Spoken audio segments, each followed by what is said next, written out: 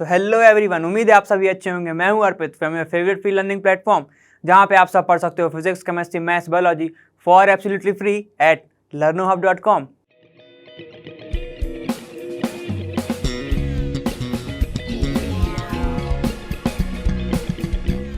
तो हम अपने ये ऑर्गेनिक केमिस्ट्री वाले चैप्टर के कुछ अपने क्वेश्चंस देख चुके हैं। क्या 14 क्वेश्चन कुछ हम देख चुके हैं ना। अब हम क्या करेंगे, हमारे 15 क्वेश्चन हम स्टार्ट करते हैं और चलो फिर देखते हैं तुम्हें पिछले कॉन्सेप्ट क्लियर हैं या अभी तक नहीं है। ठीक है, तो चलो स्टार्ट करते हैं हमारा पहले क्वेश्चन से इस वीडियो के।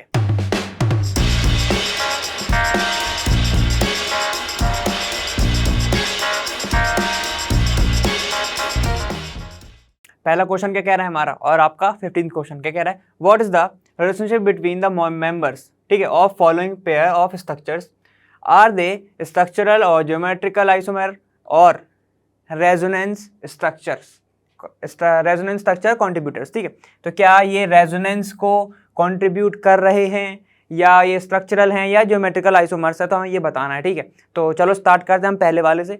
पहला क्या है तुम्हारा, ये तुम्हें बॉन्ड लाइन स्ट्रक्चर दिया हुआ है किसी कंपाउंड का, हमें वो देखना है वो क्या है। ठीक, देखो ये है, यहाँ पे कार्बन होगा, ठीक, यहाँ पे कार्बन होगा और डबल बॉन्ड O है, मतलब C डबल बॉन्ड O है। ठीक है, तो ये क्या है तुम्हारा, ये तो है तुम्हारा कीटोन ग्रुप।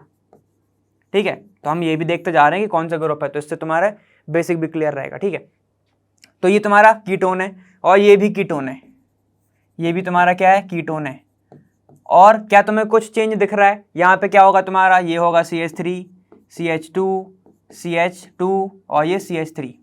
यहाँ पे क्या होगा, CH3 CH2 सेम, यहाँ पे कार्बन है ही, और ये CH2 CH3 ऐसे प्रेजेंट होंगे। ठीक है, तो देखो स्ट्रक्चरल फॉर्मूला सेम है, मॉलिक्यूलर जो फॉर्मूला है, मॉलिक्यूलर फॉर्मूला क्या है तुम्हारा, सेम है, मॉलिक्यूलर फॉर्मूला सेम है, लेकिन सिर्फ क्या है, पोजीशन में डिफरेंस है। पोजीशन में क्या है, डिफरेंस है, पोजीशन डिफरेंस है, अलग अलग पोजीशन है। ठीक है, तो ये बताओ इस टाइप के आइसोमर को क्या बोलते हैं हम, इस टाइप के आइसोमर को हम बोलते हैं स्ट्रक्चरल आइसोमर या फिर स्ट्रक्चरल आइसोमेरिज्म। समझ गए इतना। ठीक, देखो क्या हो रहा है कि यहाँ पे कीटोन कहाँ पे ग्रुप पे प्रेजेंट था, चलो हम अगर काउंटिंग करें तो 1 2 3 पे है ना, यहाँ से भी काउंट करोगे तो 1 2 3 ही आना है, 1 2 3 पे था। अब यहाँ पे देखो 1 और 2 पे, सेकंड पे आ गया, 3 से शिफ्ट होके वो किस पे आ गया, 2 पे आ गया। ठीक है, पहली चीज तो हमने ये नोटिस करी। और हमने जब देखा स्ट्रक्चर, तो स्ट्रक्चर फॉर्मूला तो सेम था, मतलब मॉलिक्यूलर फॉर्मूला पूरा का पूरा सेम था, लेकिन पोजीशन में सिर्फ डिफरेंस है, उसको ही हम क्या बोलते हैं, स्ट्रक्चरल आइसोमेर। समझ गए, उसको ही हम बोलते हैं स्ट्रक्चरल आइसोमेरिज्म, है ना। देखो अब बी क्या है, बी क्या दिया है तुम्हें, जरा देखते हैं। देखो ये ड्यूटेरियम है, ये हाइड्रोजन है, यहाँ पे हाइड्रोजन और ये ड्यूटेरियम। ठीक है, अब चलो हम सब चीजें देखते हैं। और तुम्हें दूसरा ये दिया है, अब यहाँ पे ध्यान दो जरा, कार्बन अपनी ही पोजीशन पे है, कार्बन अपनी ही पोजीशन पे है। ठीक है, ये जो कोवलेंट बॉन्ड है ये भी चेंज नहीं हो रहा है। ठीक है, तो देखो ये जो कार्बन है सब अपनी पोजीशन पे है, तो ठीक है इनकी पोजीशन तो सेम है, पोजीशन सेम है, और कोवलेंट बॉन्ड भी चेंज नहीं हो रहा है, कहीं पे डिफरेंस नहीं हो रहा है। मतलब यहाँ पे अब चेंज क्या हो रहा है, यहाँ पे देखो ये ड्यूटेरियम ऊपर है, यहाँ पे एक ड्यूटेरियम ऊपर है, यहाँ पर हाइड्रोजन इधर है, यहाँ पर ड्यूटेरियम है। तो चेंज क्या आ रहा है, एटम्स में चेंज आ रहा है। देखो अभी ये ट्रांस में थे, इसको हम बोलते हैं ना ट्रांस, और हमने सिस पढ़ा था किसमें, ज्योमेट्रिकल आइसोमेरिज्म में। ठीक है, यहाँ पे क्या होता है, ठीक है देखो सुनो, अब यहाँ पर एटम्स की पोजीशन में चेंज आ रहा है। ठीक है, मतलब कॉन्स्टिट्यूएंट जो है, कॉन्स्टिट्यूएंट की पोजीशन में क्या आ रहा है, चेंज आ रहा है।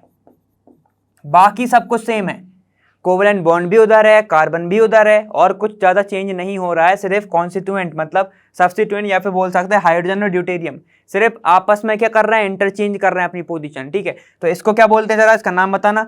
देखो ये ट्रांस पे है, ठीक है, तो इसको बोलते हैं ट्रांस, इसका नाम होता है सिस। और ये किस में आते हैं, ये आते हैं तुम्हारे किस में, ये आते हैं जियोमेट्रिकल आइसोमेरिज्म में। लिख लो जियोमेट्रिकल आइसोमर है ये एक दूसरे के। ठीक है, ये क्या है, तो इसके एक दूसरे के ज्योमेट्रिकल आइसोमर, जिसमें क्या हो रहा है, सिर्फ पोजीशन हाइड्रोजन और ड्यूटेरियम की चेंज हो रही है, बाकी सब सेम है। इतना समझ गए। चलो आ जाओ अब सी पे आ जाओ। सी देखो क्या है, यहाँ पर सारा का सारा सब सेम दिख रहा है, लेकिन सिर्फ चेंज कहाँ पे दिख रहा है, ये जो पॉजिटिव है हम देखते आए हैं, पॉजिटिव के साइड बॉन्ड जाता है। ठीक है, तो ये कहाँ पे आ गया, यहाँ पे पॉजिटिव आ गया। मतलब क्या हो रहा है यहाँ पे, बस लिख दो रेजोनेंस, रेजोनेंस हो रहा है तुम्हारा, लिख दो रेजोनेंस। ये क्या कर रहे हैं, कंट्रीब्यूट कर रहे हैं, ठीक है, तो ये क्या है, रेजोनेंस कॉन्ट्रीब्यूटर्स। क्या है, रेजोनेंस कॉन्ट्रीब्यूटर। पहले चार्ज ऑक्सीजन के ऊपर प्रेजेंट था, अब चार्ज किसके ऊपर प्रेजेंट है, कार्बन के ऊपर, ठीक है, तो इनको हम क्या बोलेंगे कि ये एक दूसरे के रेजोनेंस कॉन्ट्रीब्यूटर हैं, ये इसका रेजोनेंस दिखा रहा है। इतना समझ गया हो, ठीक है। चलो अब नेक्स्ट क्वेश्चन देखते हैं हम। देखो अब नेक्स्ट क्वेश्चन क्या कह रहा है, for the following bond cleavage use curve arrow to show the electron flow and classify each as homolysis और हेटेरोलाइसिस। होमोलाइसिस मतलब कि जब बॉन्ड टूटे तो इक्वल डिस्ट्रीब्यूशन ऑफ इलेक्ट्रॉन्स का हो। अगर मान लो कि तुम्हारा ए और बी आपस में बॉन्ड बना रहे हैं, लेकिन जब ये बॉन्ड टूटे तो इसका इलेक्ट्रॉन इसके पास आ जाए और ए का इलेक्ट्रॉन उसके पास आ जाए, ठीक है, तो ये बनाएगा क्या, तुम्हारा ए ये बनाएगा और बी भी ये बनाएगा, ठीक है, ऐसे बन जाएगा तुम्हारा, अलग अलग आयंस में वो क्या हो जाएगा, टूट जाएगा। इतना समझ में आ गया, ठीक है। चलो अब identify reactive intermediate produces as free radical, carbocation या फिर तुम्हारा कार्बो एनायन, ठीक है। चलो बताते हैं अब हम, यहाँ पे क्या है, तुम्हें ये दिया हुआ है ए बी सी डी, ठीक है। अब ए देखो, ए का बॉन्ड क्या हो रहा है, यहां पर बन रहे हैं फ्री रेडिकल्स, ठीक है। फ्री रेडिकल्स क्या होते हैं, मतलब कि फ्री रेडिकल मतलब कि एक एक्स्ट्रा इलेक्ट्रॉन, ठीक है, एक एक्स्ट्रा इलेक्ट्रॉन, ठीक है, फ्री इलेक्ट्रॉन जो कि होते हैं हाईली रिएक्टिव, जो होते हैं हाईली रिएक्टिव। यहां पर देखो जब भी होमोलाइसिस होती है, ठीक है, जब भी क्या होती है तुम्हारी होमोलाइसिस होती है, वहां पर तुम्हें मिलता है फ्री रेडिकल, क्योंकि वो एक इलेक्ट्रॉन को तोड़ देता है। देखो यहां पे क्या होगा, यहां पर ये बॉन्ड है, ये ऐसे टूटेगा, ये ऐसे टूटेगा, ठीक है। जब ऐसे बॉन्ड का क्लीवेज होता है, ठीक है, तो क्या होता है, यहां पर एक इलेक्ट्रॉन आ जाएगा, यहां पर एक इलेक्ट्रॉन आ जाएगा, ठीक है। तो एक कंपाउंड के ऊपर अगर फ्री इलेक्ट्रॉन प्रेजेंट है, उसको ही बोलोगे क्या तुम, फ्री रेडिकल। ये क्या बन रहा है तुम्हारे, फ्री रेडिकल, ये क्या बने तुम्हारे, फ्री रेडिकल्स, ठीक है, ये बन गए तुम्हारे फ्री रेडिकल्स। अब मगर बॉन्ड का क्लीवेज कैसे हुआ, यहां पे देखो एक इलेक्ट्रॉन इसके पास खुद का आ गया, एक इलेक्ट्रॉन इसके पास भी आ गया, यहां पर क्या हुआ है, मतलब होमोलाइसिस। बहुत अच्छे, समझ गए ये बात समझ गए, चलो ठीक है। अब बात करते हैं हम ये वाले की। अब एक बार हम हेटेरोलाइसिस और समझ लेते हैं। हेटेरोलाइसिस में क्या होता है, अगर ए और बी बना रहे हैं, ठीक है, और इन दोनों के बीच में अगर इलेक्ट्रोनेगेटिविटी डिफरेंस है, मतलब कि एक दूसरे से ज्यादा इलेक्ट्रोनेगेटिव है या फिर एक सामने वाले से कम है, कुछ भी हो सकता है, ठीक है। अब अगर क्या होगा, एक इलेक्ट्रोनेगेटिव है, मान लो बी इलेक्ट्रोनेगेटिव है, तो ये क्या करेगा, इलेक्ट्रॉन अपने साइड खींचेगा, ठीक है, ये इलेक्ट्रॉन अपने साइड खींचेगा, तो ये क्या हो जाएगा, ये हो जाएगा पॉजिटिव और ये हो जाएगा बी नेगेटिव, ऐसे ही हो जाएगा, ठीक है। तो इस टाइप के बॉन्ड क्लीवेज को क्या बोलते हैं हम, हेटेरोलाइसिस। मतलब कि क्या होता है तुम्हारा, इक्वल डिस्ट्रीब्यूशन ना हो, अनइक्वल डिस्ट्रीब्यूशन ऑफ इलेक्ट्रॉन्स हो, ठीक है, जब बॉन्ड टूटे तो उसको क्या बोलते हैं हम, हेटेरोलाइसिस, ठीक है, समझ गए इतना। चलो इधर आ जाओ। अब यहां पर क्या है तुम्हारा, ये दिया है तुम्हारा, देखो CH3, ठीक है, C डबल बॉन्ड O, ये देखो है तुम्हें, और यहां पर OH क्या है तुम्हारा, एज अ न्यूक्लियोफाइल, न्यूक्लियोफाइल के ऊपर चार्ज होता है नेगेटिव चार्ज, ठीक है। यहां पर क्या है, यहां पर एक CH, ये देखो तुम्हारा यहां पर CH होगा, यहां पर भी होगा तुम्हारा CH3, होगा कि नहीं होगा, यहां पे होगा CH2, लिख देता हूं यहां पे एक हाइड्रोजन, ऐसे लिख सकता हूं इसको। तो मतलब ये जो OH आया, ये जो OH आया वो ये वाला हाइड्रोजन लेके बाहर चला गया, ठीक है। तो देखो यहां से हाइड्रोजन, यहां से OH, तो निकला क्या, -H2O। तो देखो यहां पर भी तुम्हें H2O ही दिख रहा है, ठीक है। तो देखो क्या हो गया, ये तो इसका इलेक्ट्रॉन ले गया इसका इलेक्ट्रॉन, मतलब क्या हो गया है, यहां पे क्या हो गया, अनइक्वल, ये तो इलेक्ट्रॉन ही पूरा ले गया ना अपना, तो इसके ऊपर आ गया फिर कौन सा चार्ज, नेगेटिव चार्ज, समझ गए। तो इसको क्या बोलोगे, हेटेरोलाइसिस, हेटेरोलाइसिस, समझ में आ गया इतना, ये होता है तुम्हारा हेटेरोलाइसिस। अब इधर आ जाओ भाई, थर्ड वाले पे देखो, थर्ड देखो अब क्या, जरा थर्ड है तुम्हारा CH3। यहां पर अब जरा ध्यान देना, पूरा बॉन्ड लाइन स्ट्रक्चर दिया है इनने पूरा, देखो ये क्या है, यहां पे ऐसा गिवन है, ठीक है, ये है CH3, यहां पर भी एक कार्बन ही होगा, है ना, और ये भी CH3 है नीचे, CH3, ये भी CH3, और इससे जुड़ा है Br, ठीक है, Br जुड़ा हुआ है। यहां पे क्या होगा, देखो यहां पर ब्रोमीन बाहर निकल गया, ब्रोमीन अपने इलेक्ट्रॉन लेके बाहर निकल गया, मतलब ये पूरा इलेक्ट्रॉन लेके बाहर निकल गया, क्योंकि ब्रोमीन क्या इलेक्ट्रोनेगेटिव ही है, ठीक है। ये अपना इलेक्ट्रॉन ही लेके बाहर निकल गया, तो इसके पास तो कुछ नहीं बचा, इसके ऊपर आ गया पॉजिटिव चार्ज। मतलब ये क्या है तुम्हारा हेटेरोलाइसिस। ये क्या है हेटेरोलाइसिस। इतना आगे समझ में, ठीक है। ये है तुम्हारा हेटेरोलाइसिस।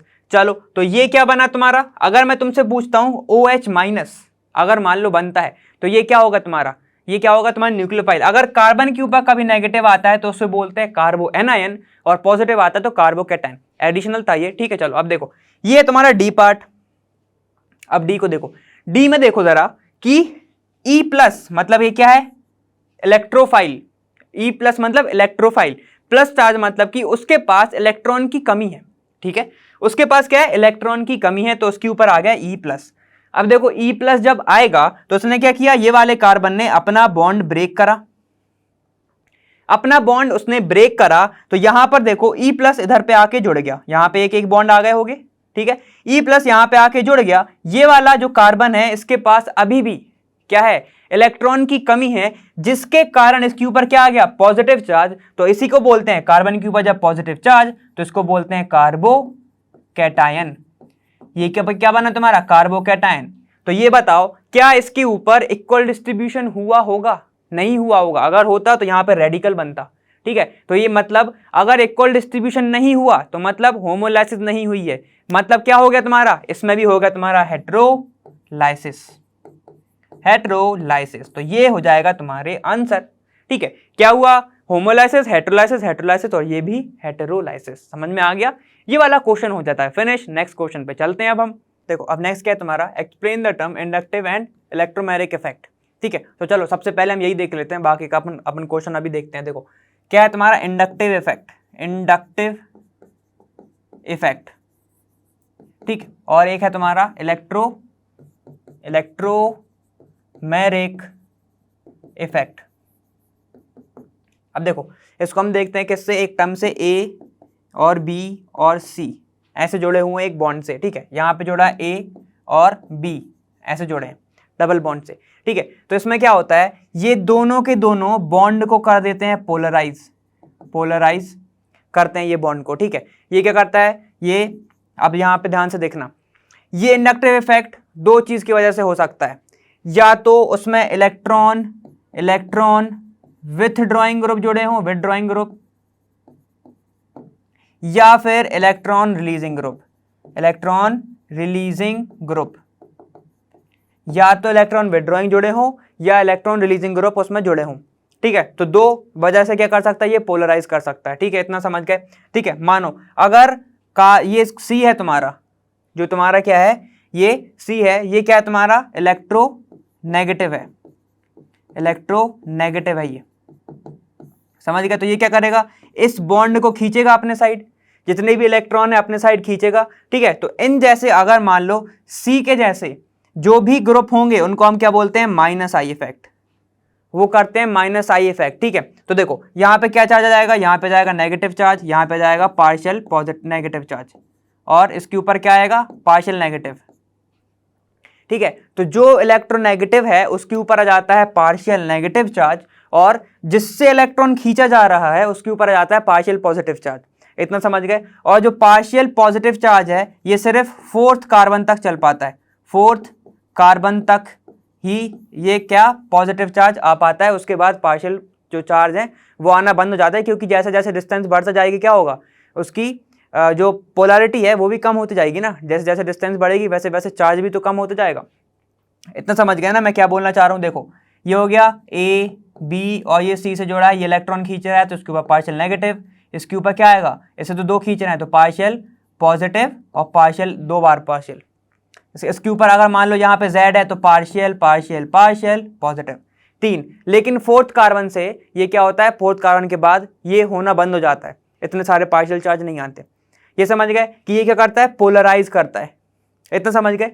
चलो बात हुई थी इलेक्ट्रोनेगेटिव की, अब मान लो कोई कार्बन से भी कम इलेक्ट्रोनेगेटिव जुड़ा है, ठीक है। मतलब क्या होगा, मान लो अगर मैं बात कर रहा हूं किसी भी चीज की, मान लो मैंने उसको निकाला CH2 जुड़ा है A से, ठीक है। जो कि जो A है ये कम इलेक्ट्रोनेगेटिव है किससे, कार्बन से। तो क्या होगा, कार्बन इससे बॉन्ड खींचेगा, ठीक है, कार्बन इससे इलेक्ट्रॉन खींचेगा, तो इसका नाम, इसका क्या बोलोगे, प्लस आई इफेक्ट। ठीक है, तो पार्शियल चार्ज तो यहां पे भी जनरेट होगा ना, ठीक है, या इसको क्या बोलोगे, प्लस आई इफेक्ट। इतना समझ गए। चलो, तो ये होता है माइनस आई, ये होता है प्लस आई इफेक्ट, इतना समझ गए ना। चलो अभी जरा जाओ इलेक्ट्रोमैग्नेटिक में। इलेक्ट्रोमैग्नेटिक में क्या होता है, यहां पर होता है क्या, चार्ज जनरेट, बॉन्ड में आ जाते हैं, बॉन्ड को भी इसमें भी करते हैं पोलराइज, पोलराइजेशन होता है इसमें बॉन्ड में। अब इसमें पार्शियल कुछ नहीं आता, यहां पे क्या होता है, पूरा का पूरा टर्न हो जाता है। मान लो बी ने खींचे तो ए पूरा पॉजिटिव और बी पूरा नेगेटिव चार्ज, ठीक है। यहां पर टोटल पॉजिटिव और नेगेटिव होता है, यहां पर पार्शियल पॉजिटिव या नेगेटिव होता है, इतना समझ गए हो ना, ठीक है। यहां पर पूरी शिफ्टिंग हो जाती है, लेकिन ये होता है तुम्हारा टेम्पररी, ठीक है, ये होता है तुम्हारा टेम्पररी इफेक्ट, इसको बोलते हैं टेम्पररी इफेक्ट। ये किसी की प्रेजेंस में होता है, ठीक है। मान लो कैटलिस्ट लगता है इसमें, ये किसी की प्रेजेंस में होता है, जैसे ही तुम रिएजेंट हटा दोगे, जैसे ही जो कैटलिस्ट है उसको हटा दोगे तो ये वापस अपने फॉर्म में आ जाएगा, ठीक है। उसको क्या बोलते हैं, इलेक्ट्रोमैग्नेटिक इफेक्ट। ये समझ गए हो, ठीक है। चलो अब हम इसमें देखते हैं क्या है।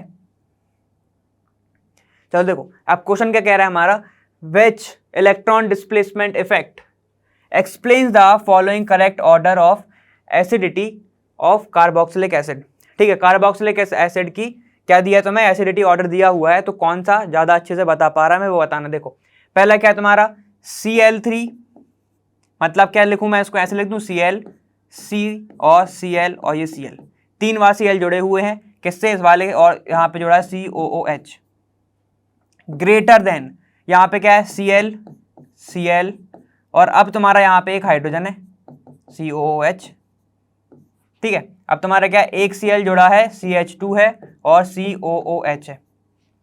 अब ध्यान दो इधर अच्छे से, ये Cl क्या है तुम्हारा, माइनस आई, इलेक्ट्रॉन को खींचेगा, यहां पर एक इलेक्ट्रॉन, यहां पर एक ही Cl है जो इलेक्ट्रॉन को खींच रहा है। कार्बोक्सिलिक एसिड की एसिडिटी कैसे निकालोगे तुम, कार्बोक्सिलिक एसिड जब अपना क्या देगा, H प्लस देगा और ये COO माइनस हो जाएगा, COO माइनस मतलब एक्स्ट्रा इलेक्ट्रॉन, माइनस आई क्या करता है, इलेक्ट्रॉन को अपने साइड लेता है, मतलब क्या है वो, इलेक्ट्रॉन विड्रॉइंग है। तो जितने ज़्यादा माइनस आई ग्रुप होंगे उतना ज़्यादा क्या हो जाएगा, ये COO माइनस आयन क्या हो जाएगा, स्टेबल हो जाएगा। तो हमें क्या चाहिए, ज़्यादा। यहाँ पे देखो, अब यहाँ पे जाओ, यहाँ पे कितने हैं, 3 Cl, 1 2 3, ठीक है, 3 Cl हैं, ये क्या करेंगे, इलेक्ट्रॉन को खींचेंगे, कहाँ से खींचेंगे, उस कार्बन से जिस कार्बन से एसिड जुड़ा है, और वहीं पे जुड़ा है तुम्हारे Cl, ठीक है। तो यहाँ पे क्या होगा, इसकी एसिडिटी क्या होगी, हाई, किससे, इससे, क्योंकि यहाँ पे कितने हैं, 2, और यहाँ पे एक हाइड्रोजन आ गया, हाइड्रोजन नहीं खींच सकता, ठीक है। ये क्या करेगा, ये दोनों भी खींचेंगे, मतलब ये क्या है तुम्हारा, माइनस आई, ये भी माइनस आई और ये भी माइनस आई। तो ये वाला ऑर्डर कौन बताएगा तुम्हारा, माइनस आई ग्रुप, मतलब इंडक्टिव इफेक्ट बताएगा। इतना समझ गया हो ना, ठीक है। तो जैसे जैसे जितने ज्यादा माइनस आई ग्रुप जुड़े होंगे उतना ज्यादा तुम्हारा एसिड होगा क्या, स्टेबल, ठीक है, उतना ज्यादा एसिडिक और वो होगा। अब देखो आगे सेकंड पॉइंट क्या कह रहा है तुम्हारा, CH3, ठीक है, CH2 COOH, ठीक है, उसके बाद है तुम्हारा CH3, 2 बार जुड़ा हुआ है, यहाँ पे एक हाइड्रोजन है, यहाँ पे CH3, और इससे जुड़ा तुम्हारा कौन सा ग्रुप, COOH ग्रुप। अब वापस आओ, यहीं पे देखो क्या जुड़ा तुम्हारा, CH3, C, यहाँ पर CH3 है, यहाँ पर भी CH3 है और COOH। इसका उल्टा हो गया है। अब देखो वहां पर कौन सा ग्रुप था, माइनस आई, अब ये है मिथाइल, हमने पहले भी देख चुके हैं हम इसको, ठीक है, कि मिथाइल क्या होता है, पाई इलेक्ट्रॉन को देख के क्या करता है, ये इलेक्ट्रॉन को रिलीज करता है, ये हमने पहले देखा था, ठीक है। तो मतलब अल्काइल है ना, ये अल्काइल ग्रुप वाला हमने क्वेश्चन देखा है एक, ठीक है। तो ये क्या करेगा, ये प्लस आई इफेक्ट शो करेगा, मतलब इलेक्ट्रॉन को रिलीज करेगा, ये क्या है, इलेक्ट्रॉन रिलीजिंग ग्रुप। इतना समझ गए। तो अब यहाँ पे फिर से आ जाओ, कार्बोक्सिलिक को तोड़ दो जरा, COOH टूटेगा किसमें, COO माइनस और H प्लस, इसके पास इलेक्ट्रॉन एक्स्ट्रा है, COO माइनस बना रहा है, मतलब इलेक्ट्रॉन एक्स्ट्रा है, और ये क्या कर रहा है, CH3 ग्रुप और इलेक्ट्रॉन दे रहा है, समझ रहे हो, उससे एक खुद का नहीं संभल रहा, और ये इसको और इलेक्ट्रॉन दे रहा है, तो क्या होगा, वो तो अनस्टेबल हो जाएगा ना। ठीक है, तो देखो ये ऑर्डर क्या बता रहा है, यहां पे देखो, यहां पर एक ही CH3 ग्रुप है, यहां पर एक ही CH3 ग्रुप है। ठीक है, तो क्या होगा, ये इलेक्ट्रॉन इसको देगा। ठीक, अब यहां पे देखो, यहां पर 2 लोग इलेक्ट्रॉन देंगे, ये 1 इलेक्ट्रॉन दे रहा है तो मुश्किल से संभल पा रहा है वो, ये 2 इलेक्ट्रॉन देंगे और ये 3 इलेक्ट्रॉन देंगे। ठीक है, तो ये बताओ, जो 1 दे उसका तो समझ जाएगा, 2 दे तो मुश्किल से समझेगा, 3 दे तो समझेगा ही नहीं। समझ रहे, तो ये क्या हो जाएगा, ये ऑर्डर भी क्या दिखाएगा तुम्हारा, +I इफेक्ट से तुम बता सकते हो, इस ऑर्डर को तुम क्या कर सकते हो, बता सकते हो कि भाई जो CH3 है वो है +I ग्रुप, +I क्या करता है, इलेक्ट्रॉन रिलीज करता है, और कार्बोक्सिलेट आयन क्या, उसके ऊपर एक इलेक्ट्रॉन एक्स्ट्रा है, एक उससे नहीं संभल रहा है, उसको संभालने के लिए हमने विड्रॉइंग लगाया था जिसके कारण वो स्टेबल हो गया था। ये तुम्हारा I, ये तुम्हारा कौन सा हो गया, ये -I। ठीक है, और ये हो गया तुम्हारा +I। -I क्या करेगा, माइनस बुरा करेगा, +I क्या करेगा, अच्छा करेगा। समझ गया, तो ये क्या करेगा, तुम्हारा एसिडिटी बढ़ाएगा, जो तुम्हारा -I है एसिडिटी बढ़ाएगा, +I एसिडिटी कम करेगा। इतना समझ गए, चलो ठीक है। तो ये वाला क्वेश्चन हमारा हो गया है। अब हम नेक्स्ट क्वेश्चन देखते हैं। चलो आ जाओ अब हमारे क्वेश्चन नंबर 18 पे। वो क्या कह रहा है, give a brief description of principles of the following techniques taking an example in each case. ठीक है, हमें सब में एक एग्जाम्पल भी लेना है और हमें टेक्निक्स के बारे में बताना है। तो पहला क्या है हमारा, क्रिस्टलाइजेशन। ठीक है, तो ये प्रोसेस तो तुम देखते ही रहते होगे, चाहे जब देखते रहते होगे। होता क्या है इसमें, देखते हैं क्रिस्टलाइजेशन। इसमें क्या हो रहा है, क्रिस्टलाइजेशन, वर्ड्स पे जाओ, मतलब क्रिस्टल का फॉर्मेशन हो रहा है। किसके क्रिस्टल बन रहे होंगे, एक प्योर सब्सटेंस के क्रिस्टल बन रहे होंगे। ठीक है, तो वो कैसे बनते हैं, देखो जब क्या होता है, किसी भी कोई मिक्सचर हो, कोई मिक्सचर है, 2 कंपाउंड प्रेजेंट है, उनके अगर सॉल्युबिलिटी में क्या है, डिफरेंस है, सॉल्युबिलिटी में अगर डिफरेंस है तो हम यूज करते हैं कौन सी टेक्निक, तब हम यूज करते हैं क्रिस्टलाइजेशन। इतना समझ गए ना। ठीक है, तो इसमें होता क्या है, देखो इसमें होता क्या है कि एक सॉल्वेंट लेंगे हम। ठीक है, सिलेक्ट को करेंगे हम, एक सिलेक्शन ऑफ, इसमें स्टेप्स होती हैं कुछ। ठीक है, तो हम स्टेप्स देखते हैं। पहले स्टेप्स क्या है, पहला सिलेक्शन ऑफ सुटेबल सॉल्वेंट। ठीक है, सिलेक्शन ऑफ सुटेबल सॉल्वेंट। अब ये सुटेबल क्या है, वो सॉल्वेंट जिसमें इंप्योरिटी डिसॉल्व ना हो।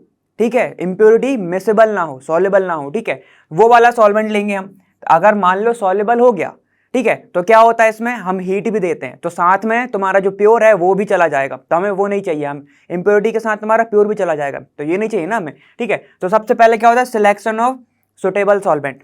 इतना समझ गया। फिर सेकेंड स्टेप होती है प्रिपरेशन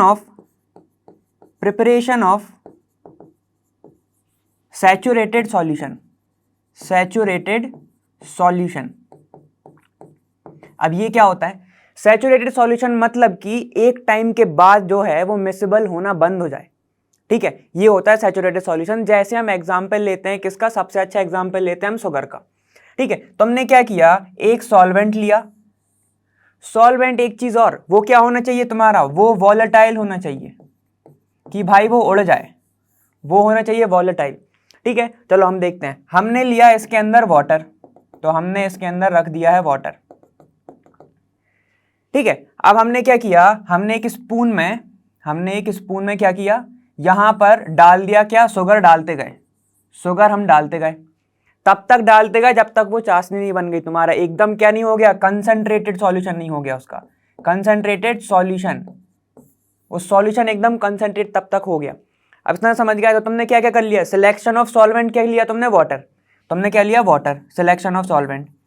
तुमने क्या किया, प्रिपेयर किया सैचुरेटेड सॉल्यूशन, तो हमने सेकंड स्टेप देख लिया। अब क्या होता है, अब होता है तुम्हारा क्या, थर्ड। अब क्या करोगे तुम, इसको हीट करोगे। क्या करोगे तुम, इसको हीट करोगे। मान लो तुमने इसको हीट किया, अब इसमें क्या होगा, जो वॉलेटाइल सब्सटेंस है, क्या है तुम्हारा वॉलेटाइल, वाटर, ये कंसंट्रेट हो चुका है। ठीक है, तो कंसंट्रेट हो गया है तुम्हारा, तो वाटर उड़ जाएगा, वाटर क्या होगा, वो एवापोरेट हो जाएगा। ठीक है, एवापोरेट हो जाएगा, तो सिर्फ बचेगा तुम्हारा क्या, बचेगा सिर्फ तुम्हारा शुगर।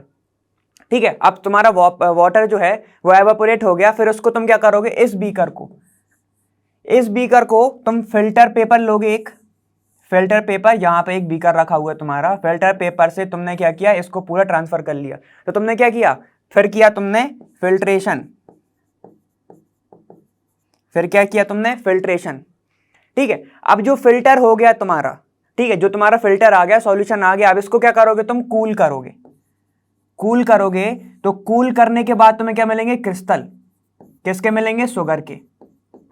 किसके क्रिस्टल मिले हमें, शुगर के क्रिस्टल। तो देखो जब तुमने क्या किया, ये कंसंट्रेटेड सॉल्यूशन उड़ गया तुम्हारा, वाटर उड़ गया, जो बचा कुछ है तुमने उसको क्या किया, फिल्टर कर लिया, फिर उसके बाद तुम करोगे कूल, तो तुम्हें क्या मिलेगा, थर्ड प्रोसेस। फोर्थ प्रोसेस क्या होगी तुम्हारी, फोर्थ प्रोसेस होगी तुम्हारी क्या, जब तुमने बना लिया तो क्रिस्टल मिल गया तुमको, क्रिस्टल, ठीक है। फिर फिफ्थ प्रोसेस होगी ड्राइंग। फिफ्थ प्रोसेस क्या होगी तुम्हारी, ड्राइंग। समझ गए। तो ये प्रोसेस होती है पूरी क्रिस्टलाइजेशन। अब इसमें हुआ क्या क्या, हमने सॉल्वेंट का सिलेक्शन किया, ठीक है, हमने सॉल्वेंट को फिर सैचुरेटेड सॉल्यूशन बनाया, उसके बाद हमने क्या किया, एक वॉलेटाइल सॉल्वेंट लिया जो कि उड़ सके हीट के साथ, ठीक है। और हमने क्या किया था, कोई भी इमिसिबल, ठीक है, ये तो मिसिबल है, ठीक है, इमिसिबल ऐसा इम्प्योरिटी जिसमें क्या सॉल्युबिलिटी में उनकी डिफरेंस हो, वो वाली इम्प्योरिटी ली हमने और फिर इसको डाल दिया सॉल्यूशन। फिर जब इसको तुमने प्योर किया, फिल्टर किया, तो तुम्हें क्या मिलेंगे, कुछ शुगर ही शुगर बचेगा, फिर तो प्योर बचेगा, फिर उसको ड्राई करोगे तो तुम्हें क्रिस्टल मिलेंगे। समझ गए थे ना। तो ये प्रोसेस होती है तुम्हारी क्रिस्टलाइजेशन। इतना समझ गए। अब देखो कुछ पॉइंट देखो इसमें, देखो अब तुम्हारी जो क्या है इम्प्योरिटी, जो इम्प्योरिटी है वो क्या होनी चाहिए, वो हाई टेम्परेचर पर क्या हो, सॉल्युबल हो जाए। हाई टेम्परेचर पर वो सॉल्युबल हो, लेकिन एट लो टेम्परेचर वो क्या हो, या तो स्पेरिंगली सॉल्युबल हो या वो स्लाइटली सॉल्युबल हो, या वो क्या हो, स्लाइटली सॉल्युबल हो।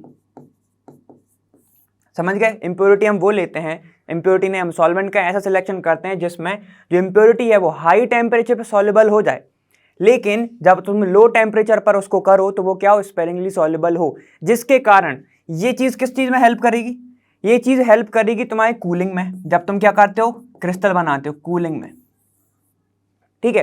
तो और स्लाइटली सॉल्युबल तो हो, लेकिन जब उसको तुम क्या करो, हीट दो, तो ये किस में रह जाए, मदर लिकर में। ये क्या होता है, ये तुम्हारा सॉल्वेंट। समझ गए। तो जो तुम्हारा स्लाइटली सॉल्युबल है वो मदर लिकर में ही रह जाए, लेकिन जो तुम्हारा प्योर है वो क्या, कूल करने के बाद तुम्हारा क्रिस्टल बन जाए, क्रिस्टलाइजेशन कर ले वो। समझ गए। प्योर सब्सटेंस क्या हो, उसका क्या हो जाए, क्रिस्टलाइजेशन। समझ गए। ये प्रोसेस होती है तुम्हारी क्रिस्टलाइजेशन की, ठीक है। चलो अब हम डिस्टिलेशन देखते हैं। देखो कुछ पॉइंट देखो क्रिस्टलाइजेशन के क्या है, कि it is based on the difference in their solubility, ठीक है। हमने देखा था कि डिफरेंस इन सॉल्युबिलिटी होता है of the compound and the impurity. Compound और इम्प्योरिटी के बीच में क्या होता है, डिफरेंस होता है, ठीक है। इन सुटेबल सॉल्वेंट, हम सुटेबल सॉल्वेंट देख चुके हैं ऑलरेडी, ठीक है। It is sparingly soluble at room temperature, मतलब वही low temperature, but appreciably soluble at higher temperature, ठीक है। जैसे जैसे तुम टेम्परेचर बढ़ाओगे वैसे वैसे सॉल्युबिलिटी भी बढ़ती है, ठीक है। तो देखो अब क्या है, on cooling the solution pure compound crystallises out and is removed by filtration. अब क्या होता है भाई, कि जब तुम्हारा क्या होता है क्रिस्टलाइजेशन के टाइम पे, तो प्योर कंपाउंड को क्या होता है, वो क्रिस्टलाइज हो जाता है, और बाकी का जो है उसको हम क्या कर लेते हैं, बाहर निकाल लेते हैं with the help of filtration, ठीक है।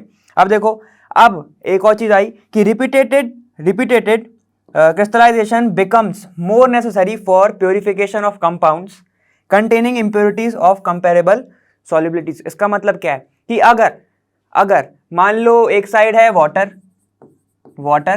जिसका कितना होता है 100 डिग्री सेल्सियस, ठीक है, और दूसरी साइड एक और कंपाउंड है जिसका मान लो 1.85 कुछ ऐसा कुछ क्या है, उसकी सॉल्युबिलिटी है, इतने टेम्परेचर पे वो सॉल्युबल हो जाता है। तब कैसे करोगे, तब तुम्हें क्या करना पड़ेगा, तुम्हें रिपीटेड क्रिस्टलाइजेशन करना पड़ेगा, मतलब तुम्हें बार बार क्रिस्टलाइजेशन प्रोसेस को क्या करना पड़ेगा, रिपीट करना पड़ेगा, ठीक है।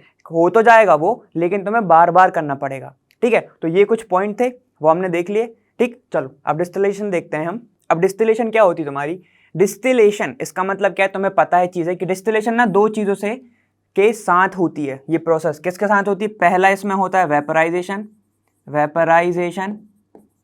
और प्लस साथ में इसका क्या होता है, कंडेंसेशन। वो देखते हैं हम कैसे होता है, कि पहले तुम क्या करते हो, लिक्विड को, मान लो कोई मिक्सचर को तुमने क्या किया, हीट किया, तो वो क्या बनाएगा, वेपर बनाएगा वो, ठीक है। फिर वेपर को, उसी वेपर को वो क्या करेगा, कंडेंस कर देगा। यहाँ पे क्या हो रहा है, कंडेंसेशन, और यहाँ पे क्या हो रहा है तुम्हारा, वेपराइजेशन। तो जब दोनों प्रोसेस साथ में होती है तो तुम्हारी एक प्रोसेस नहीं होती है, उसको हम क्या बोलते हैं, डिस्टिलेशन। इतना समझ गया, मतलब distillation is a combination of क्या क्या, वेपराइजेशन और कंडेंसेशन। इतना समझ गया ना तुम, ठीक है। तो उसमें होता क्या है, ये डिपेंड करती है नेचर ऑफ, किस पे, नेचर ऑफ कंपाउंड पे, depends on nature of compound, nature of compound and impurity, ठीक है। वो किस पे डिपेंड करती है, नेचर ऑफ कंपाउंड पे और इम्प्योरिटीज के नेचर पे, दोनों के नेचर पे, कंपाउंड और इम्प्योरिटी के। अगर जो डिफरेंस है, बॉइलिंग पॉइंट में डिफरेंस है बहुत ज्यादा है, तो हम अलग डिस्टिलेशन करते हैं। अगर उनका कंपेरेबल है, मतलब एकदम सिमिलर है, ऑलमोस्ट सिमिलर है, तो हम दूसरी डिस्टिलेशन करते हैं। चलो हम देखते हैं कि कौन कौन सी डिस्टिलेशन होती हैं, ठीक है। इसका हम जरा क्या करते हैं, इसको अभी से डिवाइड कर देते हैं। एक होती है तुम्हारी कौन सी, सिंपल डिस्टिलेशन, एक होती है सिंपल, दूसरी होती है तुम्हारी फ्रैक्शनल, ठीक है, दूसरी होती है फ्रैक्शनल। फिर होती है तुम्हारी स्टीम डिस्टिलेशन, और एक होती है तुम्हारी जिसको हम वैक्यूम डिस्टिलेशन भी बोलते हैं, इसको हम बोलते हैं रिड्यूस्ड प्रेशर डिस्टिलेशन। इसी का नाम होता है क्या तुम्हारा, वैक्यूम डिस्टिलेशन, ठीक है। तो चलो हम स्टार्ट करते हैं किससे, सिंपल डिस्टिलेशन से। चलो वो देखो क्या तो होती है, देखो तो वो कुछ ऐसी दिखती है। इसमें होता क्या है कि ये जो है तुम्हारा, ये क्या है, मिक्सचर है। इसके अंदर एक राउंड बॉटम फ्लास्क है, आरबी मतलब राउंड बॉटम, ठीक है। इसके अंदर क्या है, एक मिक्सचर प्रेजेंट है। किसका प्रेजेंट है, देखो एक ऑर्गेनिक मिक्सचर है, मान लो ऑर्गेनिक मिक्सचर किसी भी चीज का हो सकता है, कोई दिक्कत नहीं, ऑर्गेनिक जरूरी नहीं है। ये मान लो A प्लस बी प्रेजेंट है, A प्लस बी प्रेजेंट है, और इसके बॉइलिंग पॉइंट में डिफरेंस कितना है, डिफरेंस इन बॉइलिंग पॉइंट लिखना तुम, डिफरेंस इन बॉइलिंग पॉइंट कितना है। मान लो इनका जो डिफरेंस है वो 40 डिग्री सेल्सियस का है, मान लेते हैं हम, ऐसा एज्यूम करके चलते हैं, ठीक है। इससे कम नहीं, इससे कम में हम दूसरी भी डिस्टिलेशन करते हैं, वो कौन सी है वो देखेंगे हम, ठीक है। इसमें क्या है, मान लो इनका जो डिफरेंस है वो 40 डिग्री सेल्सियस तक का है। मान लो ए जो है तुम्हारा, ए अगर 60 डिग्री सेल्सियस पे हो रहा है बॉयल, तो बी तुम्हारा 100 डिग्री सेल्सियस पे हो रहा है बॉयल। इतना समझ गया ना, ठीक है। तो देखो इसमें दो मिक्सचर प्रेजेंट है, ए प्लस बी। अब जब हम उसको नीचे से हीट दे रहे हैं, यहां से क्या दे रहे हैं, हम हीट दे रहे हैं, इतना समझ गया। जब हमें नीचे से हीट देंगे तो अब तुम बताओ किसका वेपर जल्दी बनेगा, कौन जल्दी वेपराइज होगा, कौन जल्दी वोलेटाइल होगा, ठीक है। अब हम हीट दे रहे हैं, हमें पता है ए का कितना है, 60, तो क्या होगा, 60 डिग्री सेल्सियस जैसे ही पहुंचेगी हीट, तो क्या होगा, यहां से ए जो है वो वेपराइज होना स्टार्ट हो जाएगा, ए जो है वेपराइज होना स्टार्ट हो जाएगा। यहां पे हमने लगा के रखा है क्या, कंडेंसर। कंडेंसर क्या करेगा, यहां पे जो हीट आएगी, ठीक है, यहां पे हम वाटर इनलेट दे रहे हैं, मतलब कूल वाटर दे रहे हैं, तो वो क्या करेगा, जो वाटर, जो हमारी वेपर आ रही है उसको कंडेंस कर देगा और लिक्विड फॉर्म में कन्वर्ट कर देगा। तो यहां से जो तुम्हारी आ रही है, ठीक है, वो यहां पे आके कलेक्ट हो जाएगी। तो ये क्या हुआ, यहां पे कलेक्शन किसका हुआ, सिर्फ ए का, ठीक है, सिर्फ ए का हुआ यहां पर। तो हमने सेपरेट कर दिया ए और बी को कर दिया। अगर ए और बी प्लस सी होता, ठीक है, मान लो एक और होता, सी होता, वो 1-1-10 पर हो रहा है, तो तुम ऐसे भी कर सकते थे कि अब ये पहले ए उठेगा, पहले हीट जब ए को मिलेगी तो उठेगा। हमने देख लिया कि जो थर्मामीटर पे रीडिंग पहुंच गई है कितनी, 60 डिग्री सेल्सियस, हमें पता है कि ए का कितना है, 60, ठीक है। तो हम ए को पूरा कलेक्ट कर लेंगे। उसके बाद क्या होगा, जैसे ही 100 डिग्री सेल्सियस पहुंचेगा तो जहां से बी की उठेगी, वी की वेपर उठेगी, और यहाँ पे कंडेंस होके यहाँ पे अपन को कलेक्ट कर सकते हैं हम इसको। इतना समझ गए ना, ठीक है। ऐसे ही सी में होगा, जैसे 1-1-10 पहुंचेगा तो वहां पे जाएगा। इतना समझ गए ना, ठीक है। तो ये होती है तुम्हारी सिंपल डिस्टिलेशन, इसमें ज्यादा कुछ था नहीं, है ना। चलो अब अगर मैं तुमसे बोलूं कि अगर इनका बॉइलिंग पॉइंट जैसे बी का 100 है ना, बी का 100 है, मान लो ए का भी होता कितना, 98 डिग्री सेल्सियस, तब क्या करते, तब हम दूसरी डिस्टिलेशन करते। कौन सी डिस्टिलेशन करेंगे, चलो वो देखते हैं एक बार। तब हम कौन सी करेंगे, तब हम ये वाली करेंगे। अब इसमें क्या है, इसमें सिर्फ एडिशनल तुम्हें क्या दिख रहा है, फ्रैक्शनेटिंग कॉलम, सिर्फ यही दिख रहा है। अब ये होती क्या है, फ्रैक्शनेटिंग कॉलम बहुत टाइप की हो सकती है। ये तुम्हारी कौन सी, ग्लास बीड्स इसके अंदर हैं, ठीक है, ग्लास बीड्स मतलब छोटे छोटे ग्लास के कुछ, मान लो ये सर्कल है तो तुम कुछ भी मान सकते हो, छोटे छोटे ग्लास के सर्कुलर कुछ सब्सटेंस या पार्टिकल इसके अंदर भरे हुए हैं। इतना समझ गए ना। अब यहां से क्या होगा, हमने फिर से लिया A+B, यहां पे प्रेजेंट है, ऑयल बात में कर रहे हैं, अब इसका भी रीजन बताऊंगा कि क्यों करते हैं, ठीक है, यहां पे हीट दे रहे हैं इसको, इतना समझ गए, ठीक है। A+B दिया, यहां से हीट दे रहे हैं, तो पहले कौन उठेगा, अब इनका बॉइलिंग पॉइंट क्या है, A का है 100,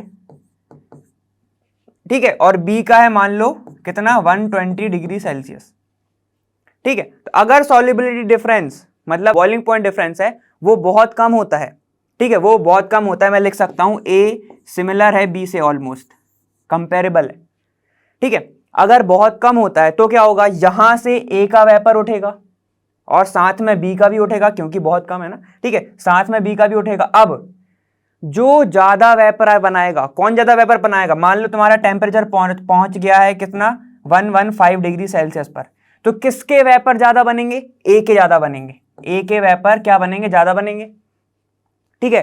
तो ए वेपर ज्यादा बनाएगा तो क्या होगा, यहां से टकराते टकराते टकराते वो ऊपर आएगा, ठीक है, यहां से टकराते टकराते वो ऊपर आएगा और फिर तुम्हारी सेम वही प्रोसेस हो जाएगी।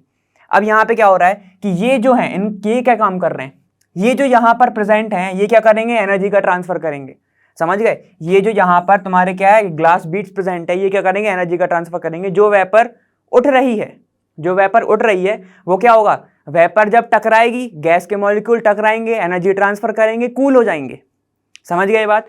अब देखो बी जो है, बी का बॉइलिंग पॉइंट ज्यादा है, तो जब वो टकराएगा तो वो कंडेंस होगा, समझ रहे हो, तो वो कंडेंस होके वापस आ जाएगा किसमें, फ्लास्क में। और जो तुम्हारा ए है उसका तो क्या है, तुम्हारा बहुत जल्दी एनर्जी पकड़ के वो वेपर बना रहा है, तो वो ऊपर जाते जाएगा, इतना समझ गए, वो ऊपर जाते जाएगा, ठीक है। तो अब मैं तुमसे ये बोल सकता हूं कि जो बी है वो क्या होगा, तुम्हारा कंडेंस, ठीक है, और ए जो है वो वेपर बनाएगा, ठीक है। इसको ही जो फ्रैक्शनेटिंग कॉलम के अंदर जो प्रेजेंट होती हैं प्लेट्स, उनको हम बोलते हैं थ्योरेटिकल प्लेट, थ्योरेटिकल प्लेट्स। अब यहां पे क्या होता है, यहां पर रीवेपराइजेशन होता है, वेपराइजेशन होता है, ठीक है, और क्या होता है तुम्हारा, और तुम्हारा होता है रिकंडेंसेशन, समझ गए इतना। देखो यहां पर अब क्या हो रहा है, ध्यान से समझना ये पॉइंट, कि जो लिक्विड बी है उसका बॉइलिंग पॉइंट ज्यादा है, तो वो क्या हो रहा है, वो कंडेंस वापस हो रहा है। जब वो कंडेंस वापस हो रहा है और उसको रास्ते में क्या मिलेगी, ए की वेपर, ऐसे समझो, ठीक है, साथ में उठ रहे हैं दोनों, ये दोनों साथ में उठ रहे हैं A+B, ठीक है। तो बी की वेपर वापस उठ रही है, बी की वेपर उठ रही है, ठीक है, तो वो क्या होगा, वो कंडेंस होकर वापस आएगा, ये तुम्हारा बी है, और ए साथ ही साथ क्या हो रहा है, वेपराइज हो रहा है, वो राइज हो रहा है, ऊपर हो रहा है, तो उसको क्या मिलेगा रास्ते में, उसको रास्ते बी को रास्ते में ए मिलेगा, ठीक है। तो उसमें थोड़ा सा अमाउंट बी का भी आ जाता है ए में, थोड़ा सा, बहुत ही कम आता है, इतना ज्यादा नहीं आता, ठीक है। तो देखो अब क्या होगा, ए की वेपर उठी, यहां से आएंगी वो, ठीक, बाकी तुम यहां पे क्या लगा के रखे हो, यहां पे तुम लगा के रखे हो कंडेंसर, तो यहां से आते आते आते वो यहां पे कलेक्ट हो जाएंगी। तो ये होता है तुम्हारा फ्रैक्शनेटिंग कॉलम का वर्क, समझ गए होगे, और इसको बोलते हैं हम क्या, फ्रैक्शनल डिस्टिलेशन, इतना समझ गए ना, ठीक है। तो यही होता है तुम्हारा फ्रैक्शनल डिस्टिलेशन और यही वर्क होता है तुम्हारे फ्रैक्शनेटिंग कॉलम का, ठीक है। चलो अब हम देखते हैं कौन सा नेक्स्ट वाला हमारा। एक क्या होता है तुम्हारा, रिड्यूस प्रेशर की बात करी थी, जिसमें हमने क्या बोला, उसको हम क्या बोलते हैं, वैक्यूम डिस्टिलेशन भी बोलते हैं। अब इसका एपरेटस थोड़ा सा ज्यादा अलग है, उसमें क्या था, फ्रैक्शनेटिंग कॉलम लग गया था, सिंपल डिस्टिलेशन में कुछ नहीं लगाया था। यहां पे देखो क्या है, यहां पे तुम्हें एक मैनोमीटर दिख रहा है, मैनोमीटर का काम क्या होगा, प्रेशर को नापना, ठीक है, टू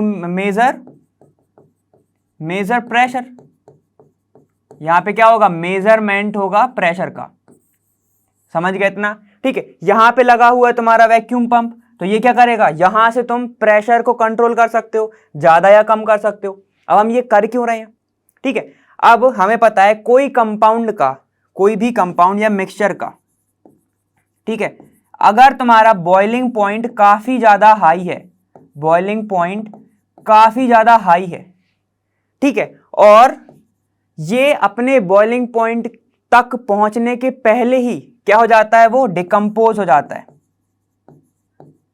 ठीक है। अब ये बताओ, कोई भी सब्सटेंस है, हमें उसको प्योर करना है, ठीक है। तो हम क्या करते हैं, ज़्यादातर डिस्टिलेशन में वेपराइज करते हैं उसको। वेपराइज कब होगा, जब एटमॉस्फेरिक प्रेशर वेपर प्रेशर के इक्वल हो जाएगा, तब होगा तुम्हारा बॉइलिंग पॉइंट और तब बनेगी स्टीम, तब होगा वो वेपराइज।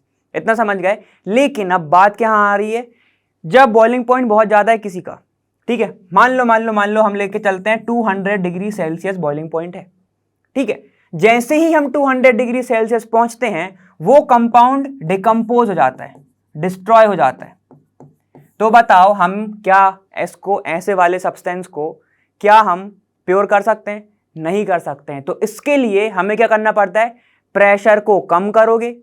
जैसे ही तुम प्रेशर कम करोगे तो बॉइलिंग पॉइंट कम हो जाएगा उसका, ठीक है। हम उस बॉइलिंग पॉइंट पे उसको क्या कर सकते हैं, सेपरेट आउट कर सकते हैं। इतना समझ गए। देखो बाहर का जो प्रेशर है कितना, मान लो 180 m। जब तक इस फ्लास्क का 180 m के इक्वल बाहर के प्रेशर इक्वल नहीं हो जाता है, क्या तुम्हारा वेपर प्रेशर, तब तक वो बॉयल नहीं होता, तब तक वो बॉयल नहीं होता। इतना समझ गए। अगर बाहर का एटमॉस्फेयर तो सेम ही रहे, लेकिन अगर हम यहां का प्रेशर कम कर दें, ठीक है, अगर मैं क्या करूं, वेपर प्रेशर को ही कम कर दूं, यहां के प्रेशर को भी कम कर दूं, तो क्या होगा, तुम्हारा जितना ये होगा, मान लो 0.98 हो गया, ठीक है, या फिर 0.90 हो गया तुम्हारा क्या एटमॉस्फेरिक प्रेशर। तो जब ये वाला वेपर प्रेशर 0.98 के इक्वल हो जाएगा तो वो क्या बनाने लगेगा, वेपर बनाने लगेगा। तो तुमने क्या किया, रिड्यूस करा वेपर को, रिड्यूस करा किसको, प्रेशर को, वेपर को नहीं, प्रेशर को, ठीक है। तो अब क्या होगा, मान लो यहां पर तुम्हारे कंपाउंड प्रेजेंट है, फिर से A+B ही लेके चलेंगे हम, ठीक है। यहां पे एक तुम्हारा प्रेजेंट है एक मिक्सचर, ये क्या है, बहुत ज्यादा किस पे, बॉइलिंग पॉइंट इसका है बहुत ज्यादा हाई है।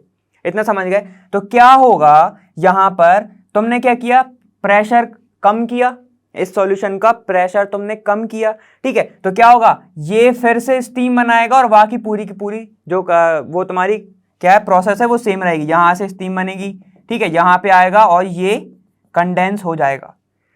सिर्फ बात ये आई कि तुमने इसका प्रेशर कम किया, समझ गए थे ना, तुमने इसका प्रेशर को कम किया। क्यों किया, क्योंकि अगर हम प्रेशर कम नहीं करते और अगर हम बॉइलिंग पॉइंट पे इसका वेपर बनाते तो वो वैसे डिकम्पोज हो जाता। समझ गए इतना, ठीक है। तो इसलिए हमको क्या करना पड़ता है, इसका वेपर प्रेशर जो प्रेशर को वो कम करना पड़ता है। इतना समझ गए हो ना, ठीक है। तो ये क्या है तुम्हारी अंडर रिड्यूस प्रेशर डिस्टिलेशन, जिसको हम क्या बोलते हैं, वैक्यूम डिस्टिलेशन, क्योंकि वैक्यूम पंप भी लगा हुआ है ना। इतना समझ गए। चलो अब देखो नेक्स्ट, देखो अब नेक्स्ट क्या है तुम्हारी, स्टीम डिस्टिलेशन। स्टीम डिस्टिलेशन नाम से ही समझ में आ रहा है कि कहीं ना कहीं हम किसको यूज करेंगे, स्टीम को यूज करेंगे, ठीक है। अब कोई कंपाउंड जो है, कोई कंपाउंड या मिक्सचर जो है, ठीक है, मान लो ये तुम्हारा ऑर्गेनिक कंपाउंड है, ठीक है। अगर ऑर्गेनिक कंपाउंड है, मतलब मैं तुमसे क्या कह रहा हूं कि वो स्टीम वॉलेटाइल हो, स्टीम वॉलेटाइल हो, लेकिन इनसॉल्युबल हो किसमें, इनसॉल्युबल हो वाटर में। वो स्टीम के साथ तो वॉलेटाइल हो जाए, लेकिन क्या हो, वो इनसॉल्युबल हो वाटर में, ठीक है। तो ऐसे कंपाउंड को हम क्या करते हैं, प्योर करने के लिए स्टीम डिस्टिलेशन यूज करते हैं। इतना समझ गए हो ना, ठीक है। देखो अब इसमें होता क्या है कि स्टीम की बात चल रही है तो स्टीम बनाना पड़ेगा। तुम्हें कैसे बनाओगे, वाटर को जब तुम हीट करोगे तो वो क्या होगा, वेपराइज होगा। जब वो वेपराइज होगा तो वेपर जो स्टीम है वो आएगी यहाँ पे, और यहाँ पे आके स्टीम जो है इससे मिलने लगेगी। ऑर्गेनिक कंपाउंड है इधर मान लो एक, और स्टीम यहाँ पे आके मिलने लगेगी। इतना समझ गए। तो अब देखो, अब यहाँ पे क्या हो रहा है, जब ये ऑर्गेनिक कंपाउंड था, ये ऐसे फ्लास्क में प्रेजेंट है, अगर हम डायरेक्टली बॉईल करते तो इसका जो वेपर प्रेशर है वो इक्वल होना चाहिए था एटमॉस्फेरिक प्रेशर के। समझ गए, इसका जो वेपर प्रेशर है वो इक्वल होना चाहिए था एटमॉस्फेरिक प्रेशर के। लेकिन अब देखो, तुमने यहां से स्टीम भेजी, स्टीम का खुद का भी प्रेशर होगा, ठीक है। तो जब तक, अब सुनना, जब तक स्टीम का और इस ऑर्गेनिक कंपाउंड का वेपर प्रेशर इक्वल नहीं हो जाता एटमॉस्फेरिक प्रेशर के, वो क्या नहीं होगा, वो क्या नहीं होगा तुम्हारा, वो वेपराइज नहीं होगा। तो इनडायरेक्टली हमने क्या किया, इसका प्रेशर कम कर दिया। समझ रहे हो? अब सुनना अच्छे से, देखना एक बार कि ऑर्गेनिक कंपाउंड का जो वेपर प्रेशर है वो इक्वल है एटमॉस्फेरिक प्रेशर के, तब बन रही है उसकी स्टीम। ठीक है, लेकिन अब हमने क्या किया, एटमॉस्फेरिक प्रेशर तो जैसे कहते सही रहेगा। अब हमने क्या किया, यहां से स्टीम भी पास करी। ठीक है, यहां से हमने क्या करा, स्टीम भी पास करी, तो ये प्रेशर स्टीम का, प्लस जब प्रेशर ऑर्गेनिक कंपाउंड का इक्वल होगा तब वो एटीएम के इक्वल होगा, तब वो 1 एटमॉस्फेरिक प्रेशर के इक्वल होगा, तो क्या बनाएगा, वो वेपर बनाएगा। समझ गए बात? तो इनडायरेक्टली हमने क्या किया, अगर मैं इसका निकालना चाहूं तो देखो क्या आएगा, P organic compound is equal to 1 atm जो प्रेशर है माइनस पी स्टीम। तो देखो स्टीम के आने से इस ऑर्गेनिक कंपाउंड की क्या हो गई है, प्रेशर कम हो गया है। इतना समझ गए हो? अब चलो ठीक है, उतना तो हम समझ गए। तो प्रेशर कम हो गया तो बॉइलिंग पॉइंट भी कम हो जाएगा। अब देखो यहां पे क्या होगा, जब इसको तुम हीट दे रहे हो, यहां से देखो, यहां से तुम हीट दे रहे हो, अब तुम जब यहां से हीट दे रहे हो तो यहां से क्या होगा, ये वेपराइज होगी। कौन, अब क्या, अब कौन कौन वेपराइज होगा, जो स्टीम आई वो स्टीम, प्लस जो तुम्हारा कंपाउंड है वो ऑर्गेनिक कंपाउंड। क्यों होगा, क्योंकि ऑर्गेनिक कंपाउंड क्या है तुम्हारा, स्टीम वॉलेटाइल। इतना समझ गए, स्टीम वॉलेटाइल है वो, लेकिन इनसॉल्युबल है किसमें, वाटर में। तो ध्यान रखना वो पॉइंट, ठीक है, ये है स्टीम वॉलेटाइल। तो वो यहां से उठेगा, फिर कंडेंस हो जाएगा, बाकी पूरी सेम, और इस फ्लास्क में जाके क्या हो जाएगा, वो इस फ्लास्क में जाके हम उसको कलेक्ट कर लेंगे। इतना समझ गए? तो अब देखो तुम्हें मिला क्या, प्योर कंपाउंड मिला क्या, अभी नहीं मिला। क्यों नहीं मिला, हमें तो इसका प्योर चाहिए था, इम्प्योरिटी नहीं चाहिए, इसका प्योर चाहिए, लेकिन इसके साथ तो स्टीम भी चली गई ना। ठीक है, स्टीम चली गई, किसकी सी स्टीम, वाटर की, और ये कंपाउंड क्या है, वाटर इनसॉल्युबल। ठीक है, वाटर इनसॉल्युबल। तो क्या होगा अगर तुम सेपरेटिंग फनल लोगे, सेपरेटिंग फनल ऐसी कुछ दिखता है। ठीक है, अगर मैं क्या करूं, यहां से सेपरेटिंग फनल में इस बीकर के मिक्सचर को डाल दूं, ठीक है, इस बीकर के मिक्सचर को मैं डाल दूं, तो एक टाइम बाद क्या मिलेगा तुम्हें, वाटर की लेयर अलग दिखेगी, ठीक है, और ऑर्गेनिक कंपाउंड की जो लेयर है वो तुम्हें अलग दिखेगी। क्यों दिखेगी, क्योंकि ये जो कंपाउंड है वाटर इनसॉल्युबल है, लेकिन स्टीम में वॉलेटाइल है। याद आ रहा है, ये क्या है, स्टीम वॉलेटाइल है। तो हो गया तुम्हारा, देखो इसको जब तुम टैप को ओपन करोगे, इसको सेपरेटिंग फनल को टैप को जब तुम ओपन करोगे, वाटर बाहर आ जाएगा, ऑर्गेनिक कंपाउंड जो तुम्हें है वो एकदम प्योर का प्योर मिल जाएगा। समझ गए? तो ये प्रोसेस होती है तुम्हारी कौन सी, स्टीम डिस्टिलेशन। इतना समझ गया हो ना? चलो ठीक है, अब हम देखते हैं कौन सा, अब हमारा है क्रोमेटोग्राफी। तो चलो हम क्रोमेटोग्राफी पे चलते हैं। अब देखो हमारा क्या है, क्रोमेटोग्राफी। ये है तुम्हारा क्रोमेटोग्राफी बाय नेम। समझो ये क्या है तुम्हारा, क्रोमा। क्रोमा का मतलब ग्रीक वर्ड में होता है कलर, कलर।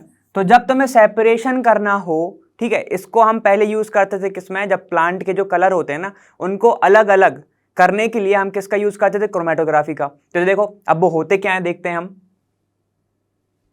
देखो अब वो होता क्या है कि जब होता क्या है तुम्हारा क्रोमेटोग्राफी, ठीक है, क्रोमेटोग्राफी क्या है, इज एन इंपॉर्टेंट टेक्निक, ठीक है, extensively used to separate mixture into their component. ठीक है, इसमें क्या ही, जैसे हम क्या करते हैं, कंपोनेंट को सेपरेट करने के लिए कौन सा यूज करते हैं, क्रोमेटोग्राफी यूज करते हैं, ये हमें पता है। ठीक है, जो ये टेक्निक है प्योरिफिकेशन की, वही तो पढ़ रहे हैं हम, है ना। अब इसमें क्या है, this method was first used for the separation of coloured substance found in plant. यही बोला था, ठीक है, जो सब्सटेंस प्रेजेंट में होते हैं, किसमें, कलर्ड सब्सटेंस प्रेजेंट होते हैं, जिनको हम पिगमेंट भी बोलते हैं, क्लोरोफिल वगैरह, याद आ रहा है तुम्हें, ठीक है। तो वो उसके ही कारण प्लांट में कलर आता है। तो सुनो, उसको डिफरेंशिएट करने के लिए, सेपरेट करने के लिए हम किसका यूज करते हैं, क्रोमेटोग्राफी का यूज करते हैं। इतना समझ गए? ठीक है, इसमें कुछ कुछ टर्म होती है क्या, एक होता है एडजॉर्ब बेंट, ये हम पढ़ चुके हैं, एडजॉर्ब बेट, ये भी हम पढ़ चुके हैं। ठीक है, एक आती है तुम्हारी कौन सी, स्टेशनरी फेस, स्टेशनरी फेस, ये मेन टर्म है, इनको याद रखना। और सेकंड होता है तुम्हारा mobile face. Mobile face, mobile का मतलब क्या होता है, फोन की बात नहीं चल रही है इधर। मोबाइल का मतलब होता है जो मूविंग फेस होता है, जिसको हम बनाते हैं इसमें, ठीक है, मूविंग फेस को ही हम क्या बोलते हैं, मोबाइल फेस। और स्टेशनरी फेस ये सॉलिड भी हो सकता है, ठीक है, स्टेशनरी फेस कुछ भी सॉलिड होता है ज्यादातर, और मूविंग फेस क्या होता है तुम्हारा, लिक्विड हो सकता है या फिर कोई भी मिक्सचर प्रेजेंट हो सकता है, ठीक है। अब on the basis of principle ये दो टाइप में क्या है, इनको डिफरेंशिएट करा गया, चलो वो देखते हैं। अब देखो वो क्या है तुम्हारा कि based on the principle involve, ठीक है, किसमें, क्रोमेटोग्राफी में, ठीक, is classified in different categories, ठीक है। वो कौन सी है, एक है तुम्हारा एड्सॉर्प्शन और एक है तुम्हारा पार्टीशन। अब जैसे ही एड्सॉर्प्शन तुमने वर्ड सुना तो तुम्हें क्या ध्यान आ रहे हैं, वो दो वर्ड जो अभी बताए थे, एड्सॉर्बेंट, एड्सॉर्बेट, ठीक है।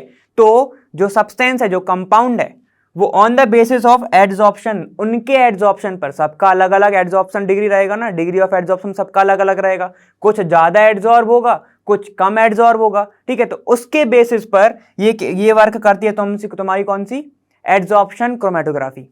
इतना समझ गए, ठीक है। एक है तुम्हारा पार्टीशन क्रोमेटोग्राफी, इसमें आता है तुम्हारा कौन सा, पेपर क्रोमेटोग्राफी, इसमें आता है तुम्हारा पेपर क्रोमेटोग्राफी। और एड्सॉर्प्शन में कौन कौन से आता है, एक आता है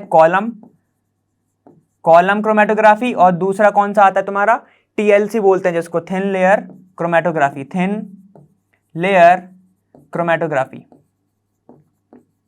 ठीक है, उसको क्या बोलते हैं, थिन लेयर क्रोमेटोग्राफी। अब इसमें होता क्या क्या है, चलो वो देखते हैं। सबसे पहले देखते हैं हम कौन सा, थिन लेयर क्रोमेटोग्राफी। देखो थिन लेयर में क्या होता है, involve separation of substance of a mixture, ठीक है, over a thin layer of an adsorbent coated on glass plate.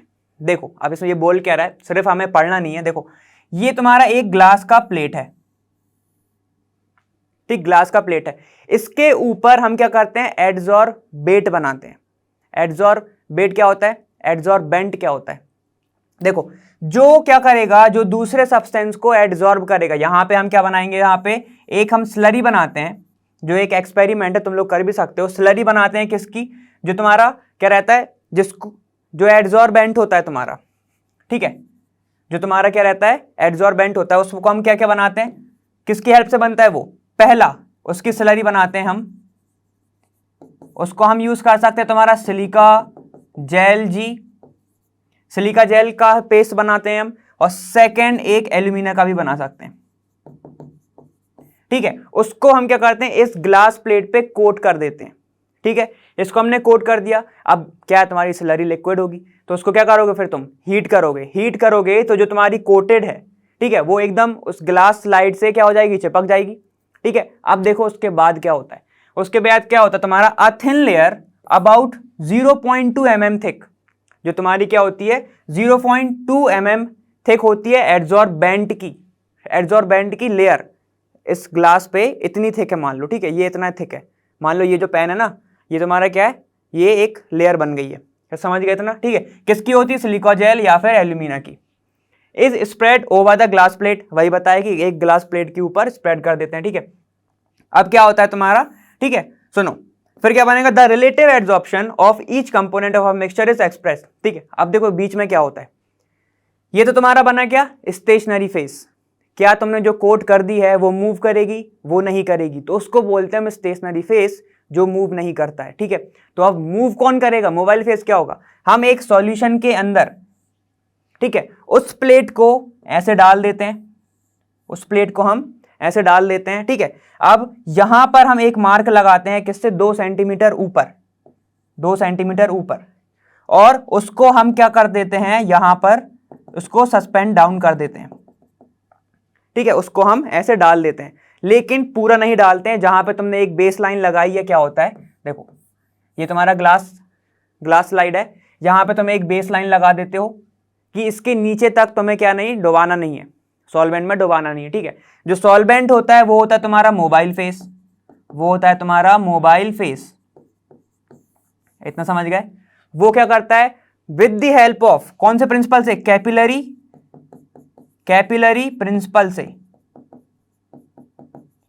क्या होता है कैपिलरी प्रिंसिपल, क्या होता है, जो तुम्हारा सॉल्वेंट है, ठीक है, जो तुम्हारा सॉल्वेंट है, मोबाइल फेस है, वो ऊपर साइड जाएगा, ठीक है। अब क्या करते हो तुम, यहां पर डॉट लगा देते हो, तुम्हें जिस भी चीज का क्या करना है, सेपरेशन करना है, जिस भी चीज का तुम्हें सेपरेशन करना है, या फिर ठीक है तुम्हें जिसका कलर डिफ्रेंशिएट करना है, तुम यहां पे लगा देते हो डॉट किसी भी कंपाउंड का।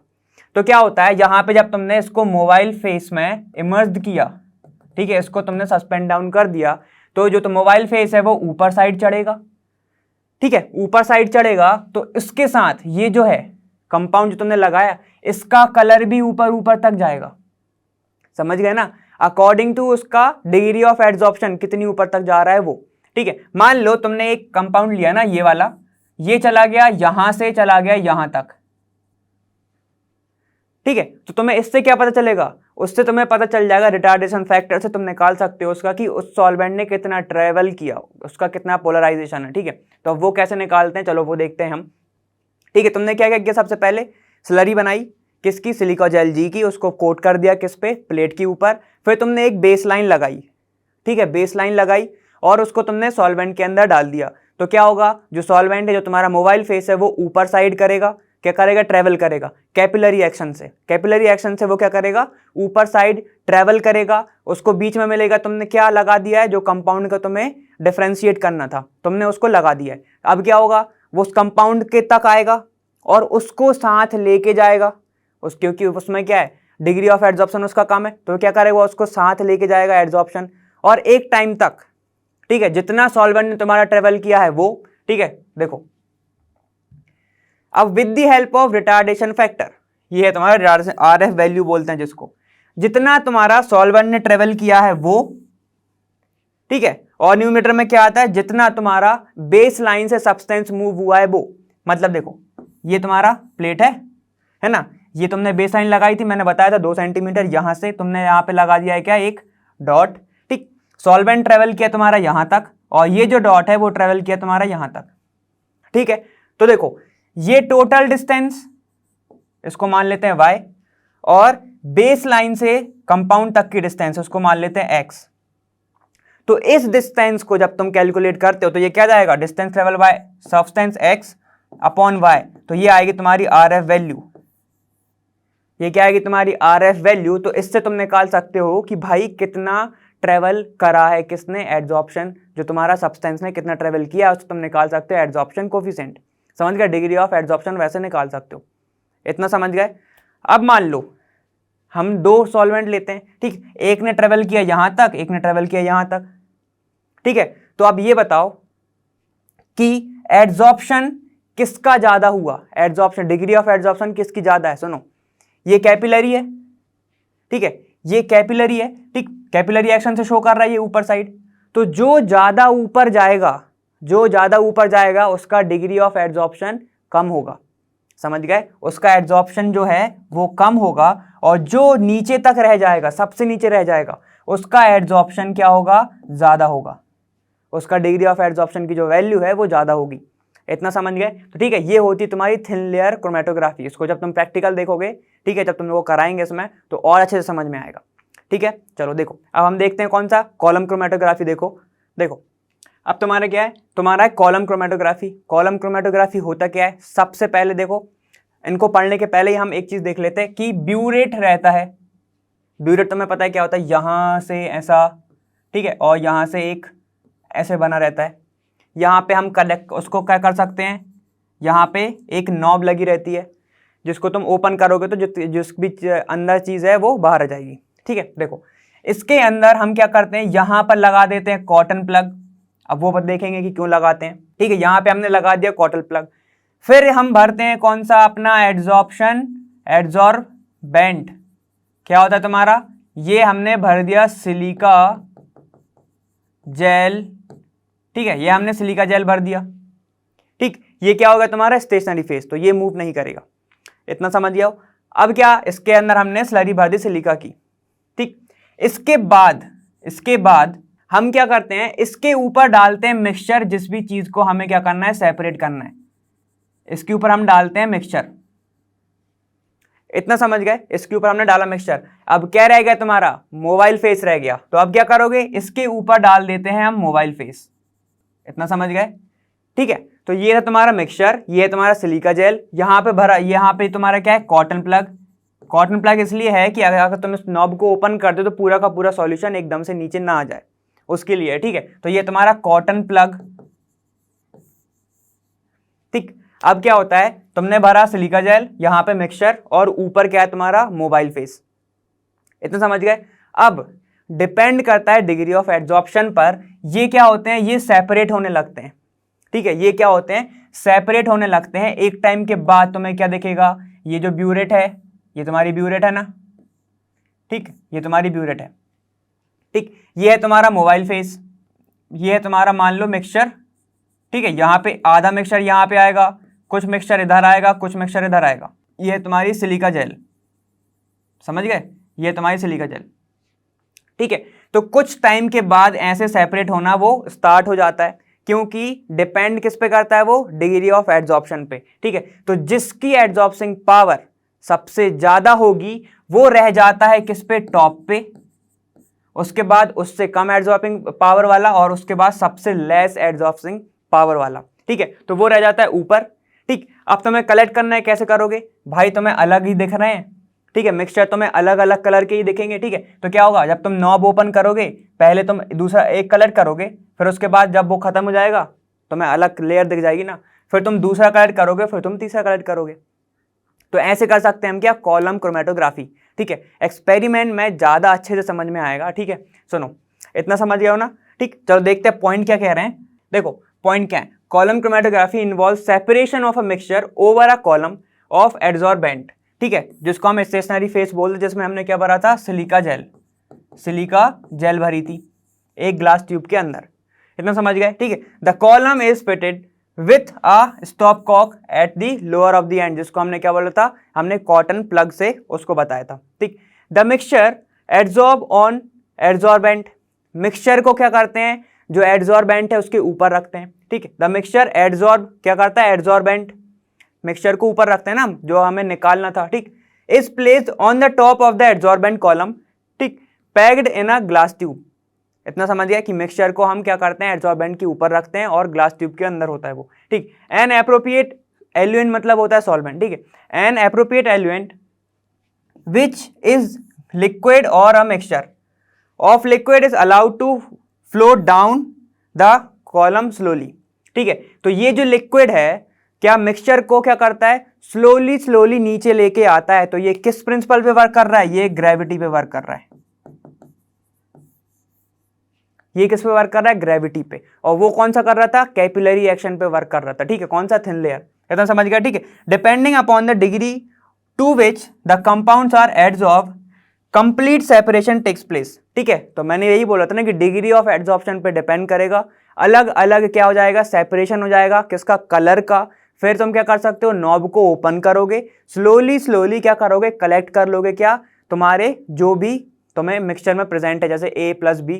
मान लो देखो यहां पर एक तुम्हारा रेड कलर का प्रेजेंट है अपर पे, फिर तुम्हारा येलो कलर का प्रेजेंट है उसके नीचे, और एक तुम्हारा ऐसे पर्पल कलर का प्रेजेंट है यहाँ पे, समझ गए इतना, ठीक। ये सब किसके अंदर है, एक ब्यूरेट के अंदर है, एक ब्यूरेट के अंदर है ये, ठीक है, यहां से ओपन है ये ना, ये एक ब्यूरेट के अंदर है, ये हमने नॉब लगा दिया मान लो, इतना समझ गए। ऐसे सेपरेशन हो गया मिक्सचर के बाद, मिक्सचर सब पूरा तुमने क्या किया, असेंबली को सेट कर लिया, उसके बाद ऐसे सेपरेशन हो गया। अब तुम जब नॉब को ओपन करोगे तो पहले जाए कौन सा जाएगा तुम्हारा, देखो जब तुम क्या करोगे, नॉब को ओपन करोगे तो पहले तुम ये कलेक्ट कर सकते हो, ठीक है। उसके बाद तुम किसको कलेक्ट करोगे, इसको कलेक्ट करोगे, एक बीकर में तुमने वो कर लिया, और एक बीकर में क्या आएगा, लास्ट में रेड आएगा, जो कि सबसे टॉप पे था, मतलब उसकी एड्सॉर्बिंग पावर सबसे ज्यादा थी, इतना समझ गए हो ना। तो ये होता है तुम्हारा कौन सा, कॉलम क्रोमेटोग्राफी, इतना समझ गए, ठीक है।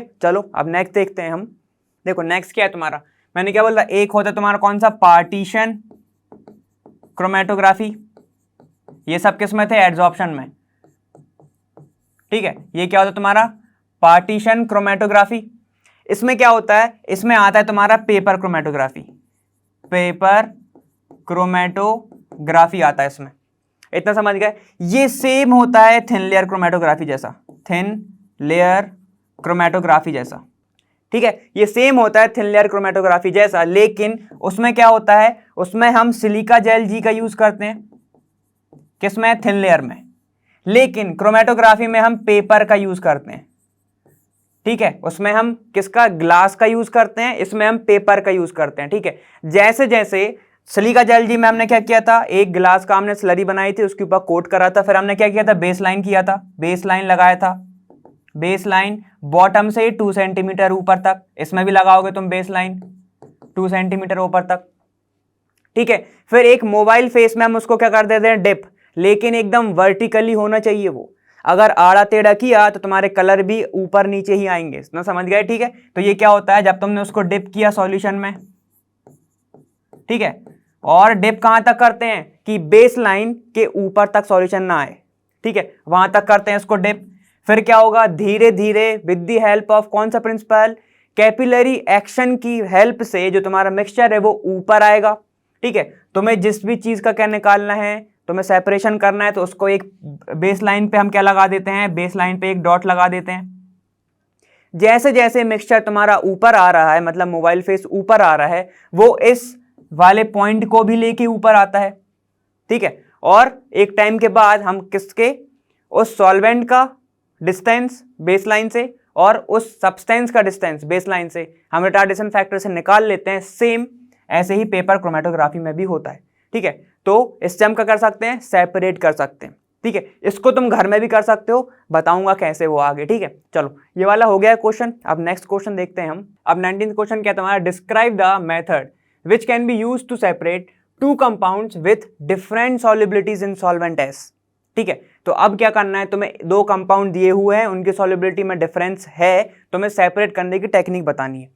तो देखो, अगर दो कंपाउंड है, 2 कंपाउंड है, ठीक है, मैं क्या कर सकता हूं, तुम बता दो अब, क्योंकि हमने एक प्रोसेस पढ़ते आए हैं, ठीक है। अब हम क्या कर सकते हैं कि हम क्या करें, एक कंपाउंड को सॉल्युबल कर दें, ठीक है, एक को हम ऐसा सॉल्वेंट चूज करें, सिलेक्शन ऑफ सॉल्वेंट, ऐसा सॉल्वेंट चूज करें कि भाई एक जो है वो सॉल्युबल हो जाए, ठीक है, एक अच्छा खासा सॉल्युबल हो, और एक क्या हो, लेस सॉल्युबल हो, लेस सॉल्युबल हो या सॉल्युबल ही ना हो, इनसॉल्युबल हो,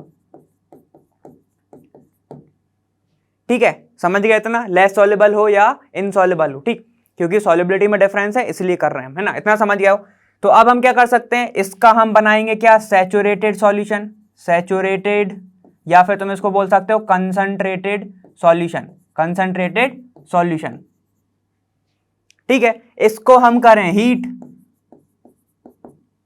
ठीक है, तो जो सॉल्युबल है सॉल्वेंट के साथ वो उड़ जाएगा, वो रह जाएगा उसके पास ही, और ठीक है, जो इनसॉल्युबल है वो रह जाएगा, समझ गए, ठीक है। अब हम इसको क्या कर सकते हैं, फिर क्रिस्टलाइज कर लें।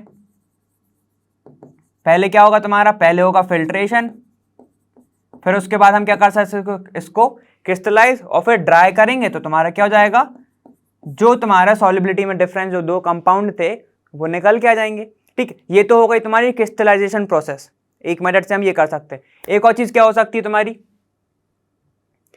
कि अगर हम क्या करें, फ्रैक्शनल डिस्टिलेशन लें। फ्रैक्शनल डिस्टिलेशन में क्या होता है कि ऑलमोस्ट क्या होता है, सिमिलर बॉइलिंग पॉइंट होता है, ठीक है, सिमिलर सॉल्युबिलिटी होती है, लेकिन with the help of fractionating column, ठीक है, with the help of fractionating column हम क्या करते हैं, उसको सेपरेट आउट कर लेते हैं, ऐसी कुछ होता है प्रेजेंट, ठीक है। अब हमने एक देखी थी ग्लास ब्रीड वाली, एक और होती है तुम्हारी जिसको हम बोलते हैं बबल प्लेट, ठीक है, ये क्या होती है तुम्हारी बबल प्लेट, ठीक है। यहां पे क्या होता है, जैसे वेपर उठती है ना, जैसे वेपर उठती है वो इससे टकराती है, जो होता है तुम्हारा हाई बॉइलिंग पॉइंट वाला, हाई बॉइलिंग पॉइंट वाला, वो क्या होता है, वो इससे टकराता है और वापस क्या हो जाता है तुम्हारा, कंडेंस हो जाता है, ठीक है। लेकिन जिसका वेपर प्रेशर ज्यादा होता है, बॉइलिंग पॉइंट कम होता है, ठीक है, वो टकरा के ऊपर जाएगा, फिर ऊपर जाएगा, और फिर आखिरी में वो एस्केप आउट हो जाता है, ठीक है। तो अगर हम दो चीज का यूज कर सकते हैं, एक फ्रैक्शनल डिस्टिलेशन का और एक कर सकते हैं हम क्रिस्टलाइजेशन प्रोसेस का, ठीक है, इतना समझ गए, अगर उनकी सॉल्युबिलिटी में डिफरेंस है, ठीक। तो ये तो हम अभी देख के भी आए थे। चलो ये वाला क्वेश्चन समझ में आ ही गया होगा। नेक्स्ट क्वेश्चन देखते हैं। अब देखो, अब क्या तुम्हारा 20 क्वेश्चन की, what is the difference between distillation under reduce pressure and तुम्हारा क्या है, स्टीम डिस्टिलेशन, ठीक है। तो तुम्हें डायग्राम तो याद आ ही रहे होंगे, एक सिंपल डिस्टिलेशन का, फिर फ्रैक्शनल डिस्टिलेशन का, फिर कौन सा था तुम्हारा डिस्टिलेशन अंडर रिड्यूस प्रेशर, जिसको हम क्या बोलते हैं, वैक्यूम डिस्टिलेशन, और एक और लास्ट है तुम्हारा स्टीम डिस्टिलेशन। ठीक है, तो ये सब तो तुमने अभी पढ़ा था। ठीक, चलो हम देखते हैं डिफरेंस क्या होता है इसका। देखो अब क्या होता है डिफरेंस। पहला है तुम्हारा सिंपल डिस्टिलेशन। सिंपल डिस्टिलेशन क्या कहता है, liquids having different boiling point, ठीक है, different boiling point vaporises at different temperature. Simple सी बात है, अगर किसी कंपोनेंट का बॉइलिंग पॉइंट कम है तो वो पहले हो जाएगा वेपराइज, और किसी का ज्यादा है तो वो बाद में होगा वेपराइज। ठीक है, तो क्या होगा, the vapour are cooled and the liquids so formed are collected separately. ठीक है, तो जो पहले वेपराइज हो रहा है उसको हम कंडेंस कर लेते हैं with the help of condenser. ठीक है, और फिर उसको कलेक्ट कर लेते हैं सेपरेटली। ठीक, अलग अलग हम सेपरेट क्या कर सकते हैं, कलेक्ट कर सकते हैं। इसका एग्जाम्पल क्या है, क्लोरोफॉर्म और एनिलीन। ठीक है, देखो इसका 334 केल्विन है, इसका 457 केल्विन है, तो वेपर इसकी पहले बनेगी, इसकी बाद में बनेगी। समझ गए इतना। ठीक है, चलो अब इसकी बात करो। This method is use to purify liquids having very high boiling point. यही बताया था कि अगर कोई भी लिक्विड है जिसका बॉइलिंग पॉइंट काफी ज्यादा हाई है, समझ रहे हो, काफी ज्यादा हाई है, ठीक, दोज विच डिकम्पोज और एट बिलो। ठीक है, तो उनका अब कंडीशन एक और आ गई, एक तो बॉइलिंग पॉइंट हाई, दूसरा जैसे ही हम उनके बॉइलिंग पॉइंट तक पहुंचना भी चाहते हैं और पहुंच जाते हैं तो वो डिकम्पोज हो जाते हैं अपने बॉइलिंग पॉइंट पे या उससे थोड़े से कम पे ही। ठीक है, और बिलो। ठीक है, तब हम क्या यूज करते हैं, तब हम यूज करते हैं डिस्टिलेशन अंडर रिड्यूस प्रेशर, जिसको हम बोलते हैं वैक्यूम डिस्टिलेशन। इसमें क्या होता है, हम वैक्यूम लगा देते हैं, प्रेशर कम कर देते हैं, तो जो तुम्हारा वेपर बनना है वो उसके बॉइलिंग पॉइंट के पहले ही बनना स्टार्ट हो जाता है। याद आ रहा है, हमने मैनोमीटर भी लगाया था जिससे हमने प्रेशर मेंटेन करा था, प्रेशर मेजर करा था, और वैक्यूम लगाया था जिससे हमने प्रेशर मेंटेन करा था।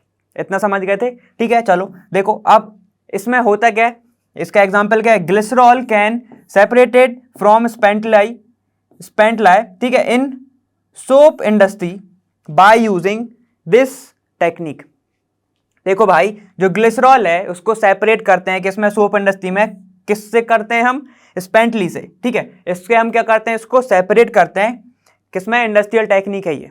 ठीक है, ये वाली यूज होती है इसमें, कौन सी, डिस्टिलेशन अंडर रिड्यूस प्रेशर, क्योंकि ग्लिसरॉल होता है तुम्हारा काफी ज्यादा बॉन्डेड, समझ रहे हो, काफी ज्यादा बॉन्डेड होता है, इसलिए इसका जो तुम्हारा बॉइलिंग पॉइंट है, वेपर बनाता है जो, इसका काफी ज्यादा हाई होता है, और उतने तक पहुंचोगे तो वो टूटने लगता है, तो वो डिकम्पोज हो जाता है। इसलिए उसको डिकम्पोजिशन को रोकने के लिए, ठीक है, और उसको प्योर करने के लिए तुम क्या करते हो, प्रेशर को कम, तुमने प्रेशर को कम करा तो तुम्हें वेपर जो है, जो वेपराइज होगी वो कम टेम्परेचर पर बनना स्टार्ट हो जाएगी, उसके बॉइलिंग पॉइंट तक हमें पहुंचना ही नहीं पड़ेगा। इतना समझ गए ना। ठीक है, चलो देखो स्टीम डिस्टिलेशन। स्टीम डिस्टिलेशन की कहानी क्या थी, this technique is applied to separate substance which are steam volatile and are immiscible with water. यही था स्टीम डिस्टिलेशन। याद आ रहा है, ऑर्गेनिक कंपाउंड, हमने स्टीम को पास करा था। ठीक है, ऑर्गेनिक कंपाउंड जो कि क्या था, इमिसिबल था वाटर में, लेकिन स्टीम वॉलेटाइल था। तो जैसे ही स्टीम आती है, ठीक है, तो स्टीम भी अपना प्रेशर लेके आएगी, ऑर्गेनिक कंपाउंड का खुद का भी प्रेशर है, तो साथ में प्रेशर इक्वल हो जाता है किसके, एटमॉस्फेरिक प्रेशर के, वो वेपर बनाने लगता है। फिर वही प्रोसेस कंडेंस हो जाता है और एक सेपरेट हम फनल में ले लेते हैं। लेकिन अब उसके साथ क्या है, अब उसके साथ स्टीम भी है, वाटर भी है, तो उसको सेपरेटिंग फनल में लेके हम क्या करते हैं, अलग अलग कर देते हैं, क्योंकि जो तुम्हारा ऑर्गेनिक कंपाउंड है वो वाटर इमिसिबल है, तो तुम्हें अलग ही लेयर दिखती है उसकी। ठीक है, इसका एग्जाम्पल क्या है, एनिलीन और वाटर मिक्सचर। एक और एग्जाम्पल इसका ऑर्थोनाइट्रोफिनाइल। ठीक है, और तुम्हारा क्या है, पैरानाइट्रोफिनॉल। ठीक है, जिसमें से ऑर्थोनाइट्रोफिनॉल जो होता है वो क्या होता है, तुम्हारा वॉलेटाइल होता है। ठीक, समझ गए ना, तो ये इसका एग्जाम्पल है। ये वाला हो गया हमारा। ठीक, डिफरेंस समझ में आ ही गया होगा क्योंकि अपन ब्रीफ में पढ़ चुके हैं कौन सा, डिस्टिलेशन। चलो अब नेक्स्ट देखते हैं हम। अब तुम्हारा क्या है, अब है तुम्हारा 21 question, discuss the chemistry of Lassaigne's test.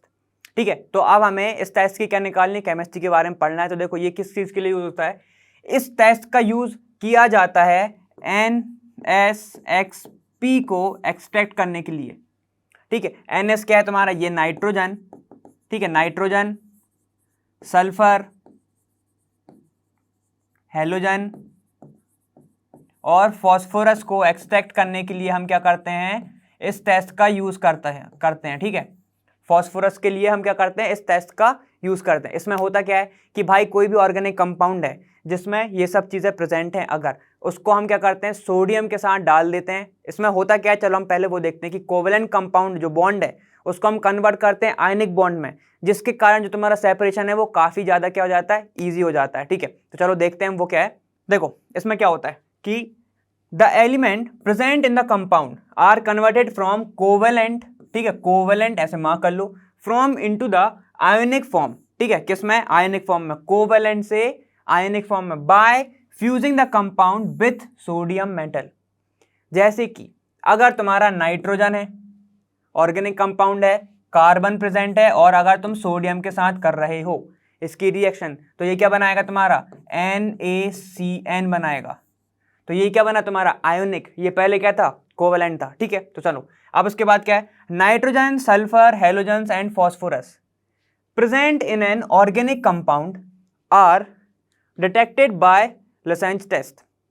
इतना समझ गए, यही बोला था ना कि भाई इसका डिटेक्शन के लिए या फिर एक्सट्रैक्शन वो भी है, ठीक है, जिसका डिटेक्शन के लिए हम किसकी चीज का यूज करते हैं, लसेंज टेस्ट का यूज करते हैं।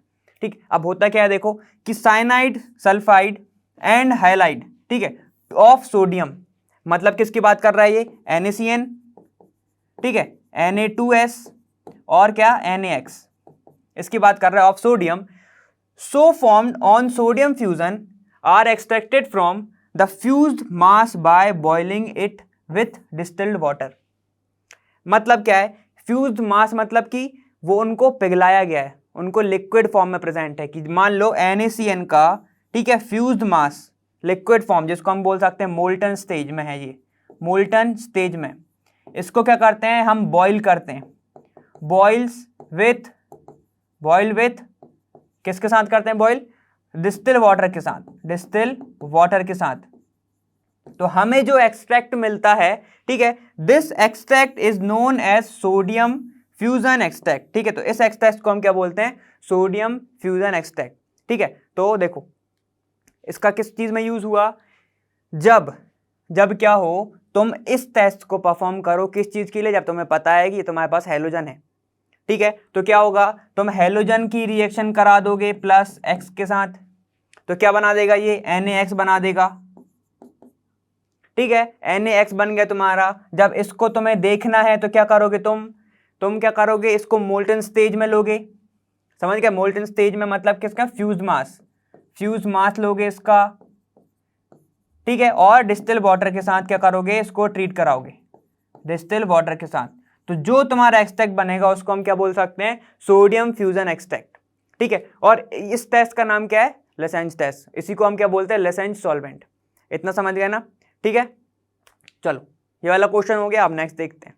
तो इसी के साथ हमारा ये वाला क्या है, ये वाला वीडियो अपना फिनिश हो रहा है, और हमने क्या देखे, बहुत सारे टेस्ट भी देखे हैं। ठीक है, तो उम्मीद है तुम्हें समझ में आ गया होगा। क्रोमेटोग्राफी जिसमें काफ़ी ज़्यादा इंपॉर्टेंट है, ठीक है, उसमें डिस्टिलेशन, अपना स्टीम डिस्टिलेशन काफ़ी ज़्यादा इंपॉर्टेंट है। ठीक है, तो अपने दिमाग में रखना उसको, प्रोसेस को। ठीक है, प्रिंसिपल को बस ध्यान रखोगे, बाकी पूरा हो जाएगा। ठीक है, तो अभी के लिए इतना ही, बाकी हम मिलेंगे नेक्स्ट वीडियो में, और तब तक के लिए हम मिलेंगे वहाँ, लन्नू हाँ फ्री है पर बेस्ट है जहाँ।